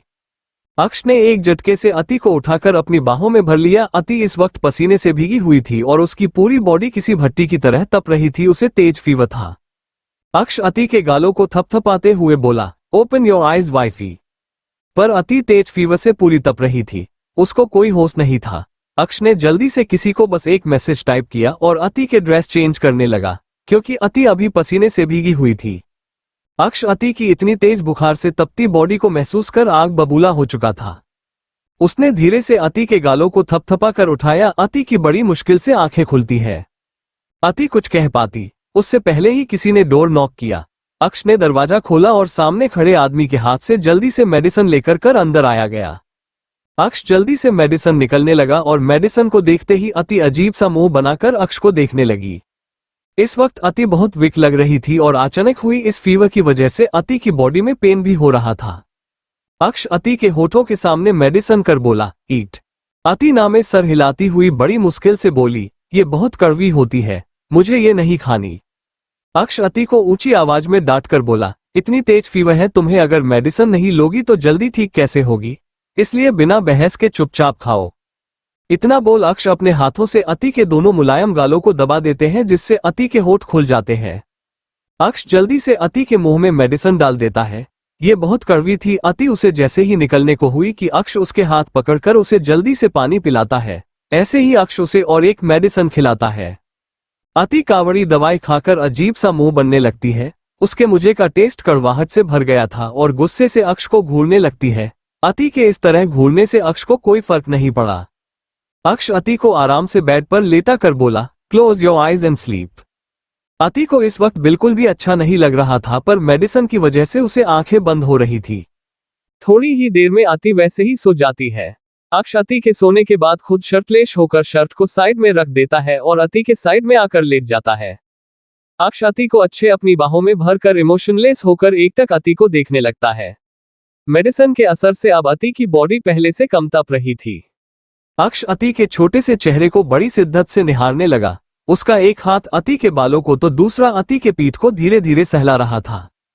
अक्ष के ऐसा करने से गहरी नींद में भी अति को काफी अच्छा महसूस हो रहा था और इसी तरह अक्ष ने पूरी रात गुजर दी। उनकी आंखें एक मिनट के लिए भी अति से नहीं हटी। सुबह का वक्त, अब अति का फीवर काफी कम हो चुका था। अक्ष अति को अपनी बाहों से आजाद कर उसके माथे पर अपने होठ रख बोला, उन्होंने तुम्हें डराकर बहुत बड़ी गलती कर दी और मैं गलती माफ नहीं करता, और जब बात तुम्हारी हो तो इसका कोई चांस ही नहीं। ये बोलते वक्त अक्ष की आंखें बेहद खतरनाक हो गई थी। अक्ष ने उन सबका काफी बुरा हाल किया था, जिसकी वजह से उसकी लिटिल वाइफ इतनी डर गई कि उसे फीवर ही हो गया। अक्ष उठकर फ्रेश होकर आता है और अति के दोनों गालों को बारी बारी से अपने होठों से छूकर जिम चला जाता है। आज सब ब्रेकफास्ट के टाइम से पहले ही नीचे हॉल में बैठे थे और सबकी नजर बस ऊपर की ओर ही टिकी हुई थी। सब अति का बेसब्री से वेट कर रहे थे। तभी अचानक ही उसकी नजर सर्वेंट पर गई। कल तक जहां सिर्फ मेल सर्वेंट थे, आज उन्हें सिर्फ फीमेल सर्वेंट ही दिखाई दे रही थी। ये थोड़ी अजीब बात थी, किसी को कुछ समझ नहीं आ रहा था। लक्ष्य एक नजर उन सभी सर्वेंट को देखता है जो इस वक्त अपने काम में बिजी थी। उन सभी को देखने के बाद वो सबको देखते हुए बोला, ये कब हुआ? कल सब अति की टेंशन में ये नोटिस नहीं कर पाए, पर सारे मेल सर्वेंट कल ही जॉब से निकल दिए गए थे, क्योंकि उन्होंने कल गार्डन में अति पर अपनी नजरें डाली थी जो अक्ष को बिल्कुल भी पसंद नहीं आई थी। इसलिए उसने कल ही सारे मेल सर्वेंट को हटाकर फीमेल सर्वेंट रखा लिया था। इतना ही नहीं, मॉल की उन 2 फीमेल स्टाफ को भी उनकी जॉब से निकल दिया गया था। उसे ये बिल्कुल भी नहीं पसंद कि कोई अति को नजरें उठाकर देखे। उन दोनों फीमेल स्टाफ की आंखों में अक्ष को अति के लिए जलन साफ दिखाई दी थी, जो अक्ष को बिल्कुल भी पसंद नहीं आए। अधिक सारे फीमेल सर्वेंट को देखकर थोड़ा हैरान होकर बोला, ऐसा क्या हुआ जो एक ही दिन में सारे सर्वेंट ही चेंज कर दिए? आखिर अक्ष के दिमाग में चाल क्या रहा है? अधिक की बात सुन मैक्स मुस्कुराते हुए बोला, बॉस, कोई भी चीज कब, क्यों और किस लिए करते हैं, इसे आज तक भला कौन समझ पाया है? उन्हें समझाना अगर इतना आसान होता तो आज हर कोई अक्ष सिंह शेखावत होता, जिसके पास वो पावर है जिसका कोई अंदाजा तब नहीं लगा सकता। मैक्स की बात बिल्कुल सही थी। अक्ष के पास नाम पैसा के साथ साथ वो पावर थी जिसका शायद ही कोई कल्पना भी कर सकता था। सबको जानना था कि अचानक ऐसा भी क्या हुआ कि अक्ष ने सारे सर्वेंट चेंज कर दिए। वो सब मान को देखने लगे। सबको खुद की तरफ देखता देख मान जल्दी से नामे सर हिलाकर बोला, मुझे भी नहीं पता। अब ये अक्ष का किया हुआ था तो किसी ने इस बारे में ज्यादा नहीं सोचा और अति का वेट करने लगे। जब उन्हें वेट करते करते 1 घंटे बीत गया तो लक्ष्य से अब बर्दाश्त नहीं हुआ और वो फ्रस्ट्रेशन में बोला, यार भाभी अभी तक नीचे क्यों नहीं आए? लक्ष्य के चेहरे से उसकी बेसब्री साफ दिखाई दे रही थी, जिसे देख सब एक ठंडी आह भरकर एक दूसरे को देखने लगे। सबको अति से मिलना था, लेकिन लक्ष्य में सच में सब्र नाम की चीज नहीं थी। अक्ष का रूम में अति की आंखें अब धीरे धीरे खुलने लगी थी। उसकी आंखें जैसे ही खुली उसे अपने पेट में दर्द महसूस हुआ। वो अपना पेट पकड़कर बैठ गई। उसका एक पेट पर था। वो अर्ध खुली आंखें को खोलते हुए बोली, ये मेरे टमी में दर्द क्यों हो रहा है? अति को अपने पेट में दर्द हो रहा था। अति अभी बोल ही रही थी कि तभी अचानक ही उसे कुछ याद आता है। कुछ याद आते ही अति एकदम से हड़बड़ा गई। उसने तुरंत अपनी नजरें नीचे झुकाई तो उसके कपड़े खराब हो चुके थे। उसके कपड़ों पर ब्लड स्टेन लगा था। ब्लड स्टेन से उसके कपड़े के साथ साथ बेड पर बिछा हुआ व्हाइट बेडशीट भी खराब हो चुकी थी। अति को फीवर के वजह से पता ही नहीं चला कि उसे कब पीरियड्स आ गए और मेडिसिन की वजह से वो गहरी नींद में सो गई थी। पर अब अति को अक्ष से डर लग रहा था। उसने कल ही तो अक्ष को टेबल पर थोड़ी सी धूल के लिए सर्वेंट पर चिल्लाते देखा था और उसने तो पूरा बेड ही खराब कर दिया था। वो मन ही मन बोली, अगर डेविल ने ये देख लिया तो पक्का बहुत गुस्सा करेंगे, मुझे कुछ करना होगा। अति अक्ष के डर से जल्दी से उठ गई, पर उसे काफी वीकनेस फील हो रहा था। उसे अभी भी फीवर था। अति जल्दी से बेड से बेडशीट को हटाने लगती है, तभी एक तेज आवाज उसके कानों में सुनाई दी। What are you doing? अति इस आवाज को अच्छे से पहचानती थी। उसके हाथ से बेडशीट छूट गई और वो एकदम से हड़बड़ा कर पीछे मुड़ गई। अक्ष उसके बिल्कुल सामने खड़ा था। अक्ष को अपने इतने करीब देखकर अति की सांसें उसके गले में ही कहीं अटक सी गई। वो बेडशीट को छुपाना चाहती थी, लेकिन अक्ष को देखते ही उसकी नजरें झुक गई। अति नजरें नीचे झुकाकर चुपचाप खड़ी हो गई। अति को इस वक्त बहुत ज्यादा शर्मिंदगी महसूस हो रही थी, क्योंकि उसके खुद के कपड़े भी तो खराब हो चुके थे। अति को लगा अक्ष अब पक्का उस पर भी उसी तरह से चिल्लाएगा जैसा कल उसने उस सर्वेंट पर चिल्लाया था। ये सोचते ही अति डरते हुए उससे बोली, मैंने ये जानबूझकर नहीं किया, मुझे सच में पता ही नहीं चला ये सब कैसे हो गया। अक्ष बिना कुछ बोले एकटक अति को देखने लगा, जिसके चेहरे से उसका डर साफ दिखाई दे रहा था। अति जल्दी से बेडशीट उठाकर धीरे से बोली, मैं इसे क्लीन कर दूंगी। इतना बोल अति हड़बड़ाकर जैसे ही अपना पहला कदम आगे बढ़ती है कि तभी अक्ष जल्दी से उसके कंधे से पकड़ देता है। अति वही जम जाती है। उसे अब अक्ष से बहुत डर लग रहा था। वो अपनी नजरें और भी ज्यादा झुका लेती है। अक्ष उसकी झुकी हुई पलकों को देखते हुए बोला, तुम्हें इसे क्लीन करने की जरूरत नहीं है और तुम इतना डर क्यों रही हो, देखो मुझे। अति अक्ष की आंखों में बिल्कुल भी देखना नहीं चाहती थी, लेकिन अक्ष ने अति का चेहरा अपने हाथों में भरकर ऊपर कर दिया, जिससे ना चाहते हुए भी अति को अक्ष की आंखों में देखना पड़ा। अक्ष की आंखों में उसके लिए कोई गुस्सा नहीं था। उसके उस काली गहरी आंखों में कुछ अजीब सा था जो अति को समझ नहीं आया। अक्ष अति को बिखरे बालों को सही करते हुए बोला, how are you feeling now? अति हैरानी से अक्ष को देखने लगी। उसे तो लगा था अक्ष उस पर बहुत गुस्सा करेगा। अति अक्ष की काली गहरी आंखों में देखते हुए धीरे से बोली, आप मुझसे गुस्सा तो नहीं हो ना? मैंने ये जानबूझकर नहीं किया, पता नहीं कैसे, पर मुझे सच में पता ही नहीं चला। अक्ष अति के गालों को सहलाते हुए बोला, हे तुम्हें इस तरह से सफाई देने की कोई जरूरत नहीं है। ये सब तुम्हारा ही है। अगर तुम्हारी वजह से ये डर्टी हो भी गई तो मुझे इससे कोई फर्क नहीं पड़ता। मुझे सिर्फ और सिर्फ तुमसे फर्क पड़ता है। अति को अक्ष की बातों से पता नहीं क्यों पर बहुत अच्छा फील हो रहा था। उसके होठों पर अपने आप ही एक छोटी सी स्माइल आ गई। अक्ष अति को उठा लेता है तो अति हैरानी से उसे ही देखने लगी और उसकी गोद में कसमसाते हुए बोली, आप ये क्या कर रहे हैं? मेरे कपड़े गंदे हैं, इससे आपके कपड़े भी गंदे हो जाएंगे, मुझे नीचे उतारिए। अक्ष अति की इस बात से उसकी आंखों में देखते हुए बोला, मैंने कहा ना, मुझे इससे कोई फर्क नहीं पड़ता है। अक्ष की इस बात से अब अति को कुछ बोलते ही नहीं बनता है और उसके चेहरे पर एक मुस्कान छा जाती है। अति अब बिना कुछ बोले मुस्कुराते हुए जल्दी से अक्ष के गले में अपने दोनों हाथों को लपेट देती है। अक्ष उसे वॉशरूम के अंदर लेकर चला जाता है। अति बस अक्ष की आंखों में देखती ही रह गई। अक्ष अति को नीचे उतर कर बोला, आज तुम बात नहीं ले सकती, तुम्हें फीवर है। अति अपने आप को देखकर नजरें झुकाकर बोली, मैं कितनी डर्टी हो चुकी हूं, मुझे बात लेना है। अक्ष एक नजर अति को देखता है, जो नजरें झुकाकर खड़ी थी। उसको इस वक्त बहुत एम्बैरेसमेंट फील हो रहा था। वो अपनी नजरें उठा ही नहीं पा रही थी। अक्ष एक गहरी सांस लेकर अति का चेहरा अपने हाथों में भरकर ऊपर करता है और फिर अति को समझाते हुए बोला, वाइफी तुम्हें मेरे सामने इतना एम्बैरेसमेंट फील करने की कोई जरूरत नहीं है, इट्स नेचुरल वॉक। अति जल्दी से अपना सर हिला देती है। अक्ष कुछ पल तक उसे ही देखता है और फिर एक लंबी सांस लेकर उसके पीठ पीछे अपने हाथ ले जाया है और उसकी नाइट ड्रेस की पीछे वाली डोर खोलने लगता है। अक्ष की इस हरकत से अति एकदम हड़बड़ा जाती है। अति खुद की ड्रेस को कस के पकड़कर हकलाते हुए बोली, ये आप क्या कर रहे हैं? अक्ष अति के बेहद करीब जाकर अति की ड्रेस निकालते हुए बोला, तुम्हें क्लीन कर रहा हूं और क्लीन करने के लिए ड्रेस तो निकलनी पड़ेगी ना, तो अब गुड गर्ल की तरह बिना किसी सवाल जवाब के चुपचाप निकलने दो। अब तो अति के होश ही उड़ चुके थे। वो आंखें फाड़े अपनी बड़ी बड़ी नीली आंखों से अक्ष को देखने लगती है। अति को इस तरह खुद को देखता देख अक्ष अति के ड्रेस को उसके कंधे से नीचे करते हुए बोला, तुम बहुत वीक हो चुकी हो, तुम्हारी बॉडी को अभी रेस्ट चाहिए, इसलिए चुपचाप मुझे क्लीन करने दो। ये सच है कि अति को सच में बहुत वीकनेस फील हो रहा था और साथ में पेट में दर्द भी हो रहा था, पर वो ऐसा नहीं होने दे सकती थी। उसने तुरंत अक्ष का हाथ पकड़ लिया और नजरें झुकाकर बोली, मैं कर लूंगी। अक्ष घूर कर अति को देखने लगा तो अति धीरे से बोली, प्लीज ना, आप बाहर जाओ। अति को सच में अब अक्ष से बहुत ज्यादा शर्म आ रही थी। उसने तुरंत अपनी कपड़े सही किए लेकिन उसके दोनों गाल शर्म से बिल्कुल लाल हो चुके थे। अति की ये अदा उसे और भी खूबसूरत बना रही थी।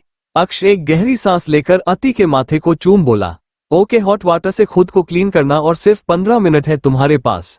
अगर तुम इतने मिनट में मुझे आवाज देकर अंदर नहीं बुलाती हो तो मैं खुद ही अंदर आ जाऊंगा। और हाँ, एक बार सच्चे से समझ लो, मैं तुमसे अगल नहीं हूँ, मैं तुम्हारा हस्बैंड हूँ, माई लिटिल वाइफी, तो मुझसे इतना शर्माने की जरूरत नहीं है। अक्ष झुककर अति के फोरहेंड पर किस कर लेता है। अति आंखें बड़ी बड़ी कर अक्ष को देखने लगती है और फिर बिना एक पल गवाए जल्दी से बोली, आप प्लीज जल्दी से बाहर जाओ ना, मुझे जल्दी से चेंज करना है। अक्ष एक नजर अति को देखकर बाहर निकल जाता है और किसी को मैसेज करता है। अक्ष के बाहर निकलते ही अति एक गहरी सांस लेकर बोली, डेविल सच में बहुत अच्छे हैं। अति खुद में ही मुस्कुराई और खुद को अच्छे से क्लीन करने लगी। जब अति खुद को अच्छे से क्लीन कर लेती है तो खुद को एक टॉवल से लपेटकर कुछ सोचने लगी। अब उसके दिमाग में ये चल रहा था कि वो अक्ष को आवाज दे या ना दे। वो सोच ही रही थी कि अक्ष तेज कदमों से अंदर आकर एक झटके से अति को अपनी बाहों में उठा देता है। अति अपनी आंखें बड़ी बड़ी कर बोली, आप अंदर क्यों आए? अति हैरानी से अक्ष को देखने लगी तो अक्ष तिरछा मुस्कुराकर बोला, ओह माय लिटिल वाइफी, मैंने तुमसे कहा था ना, अगर 15 मिनट के अंदर तुमने मुझे आवाज नहीं दिया तो मैं खुद अंदर आ जाऊंगा। तुमने मुझे आवाज नहीं दी तो बस आ गया, इसमें इतना हैरान होने की जरूरत नहीं है। अति आंखें छोटी कर मुंह बनाकर बोली, आप बहुत अजीब हो, मुझे कभी समझ नहीं आते। अक्ष अति को क्लोजेट रूम में ले जाकर नीचे उतर कर बोला, जो हूं जैसा हूं तुम्हारा ही हूं। अति अब कुछ बोल ही नहीं पाए। अक्ष हर बार उसकी बोलती बंद कर देता था। वही हॉल में अब सबके सब्र का बांध टूट चुका था। वो एक दूसरे को देखने लगे और तभी अधिक उठकर बोला, मैं और वेट नहीं कर सकता, इसलिए मैं तो जा रहा हूं, तुम लोगों को आना है तो आ सकते हो।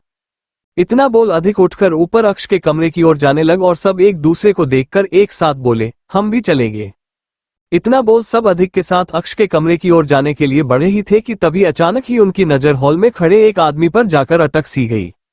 वो आदमी अभी अभी ही अंदर आया था और उसके साथ इस वक्त अक्ष के गार्ड खड़े थे। लक्ष्य उन्हें देखकर वही रुक गया और ऊपर से नीचे तक उन्हें देखने लगा और सबको देखकर बोला, ये कौन है? लक्ष्य की बात सुन सबने अपने कंधे उचका दिए। तभी मान, जो थोड़ी देर पहले किसी काम से बाहर गया हुआ था और अभी अभी ही अंदर आया था, उस आदमी को देखकर वही जमसा गया। मान हैरानी से उन्हें देखकर बोला, आप यहाँ क्या कर रहे हैं?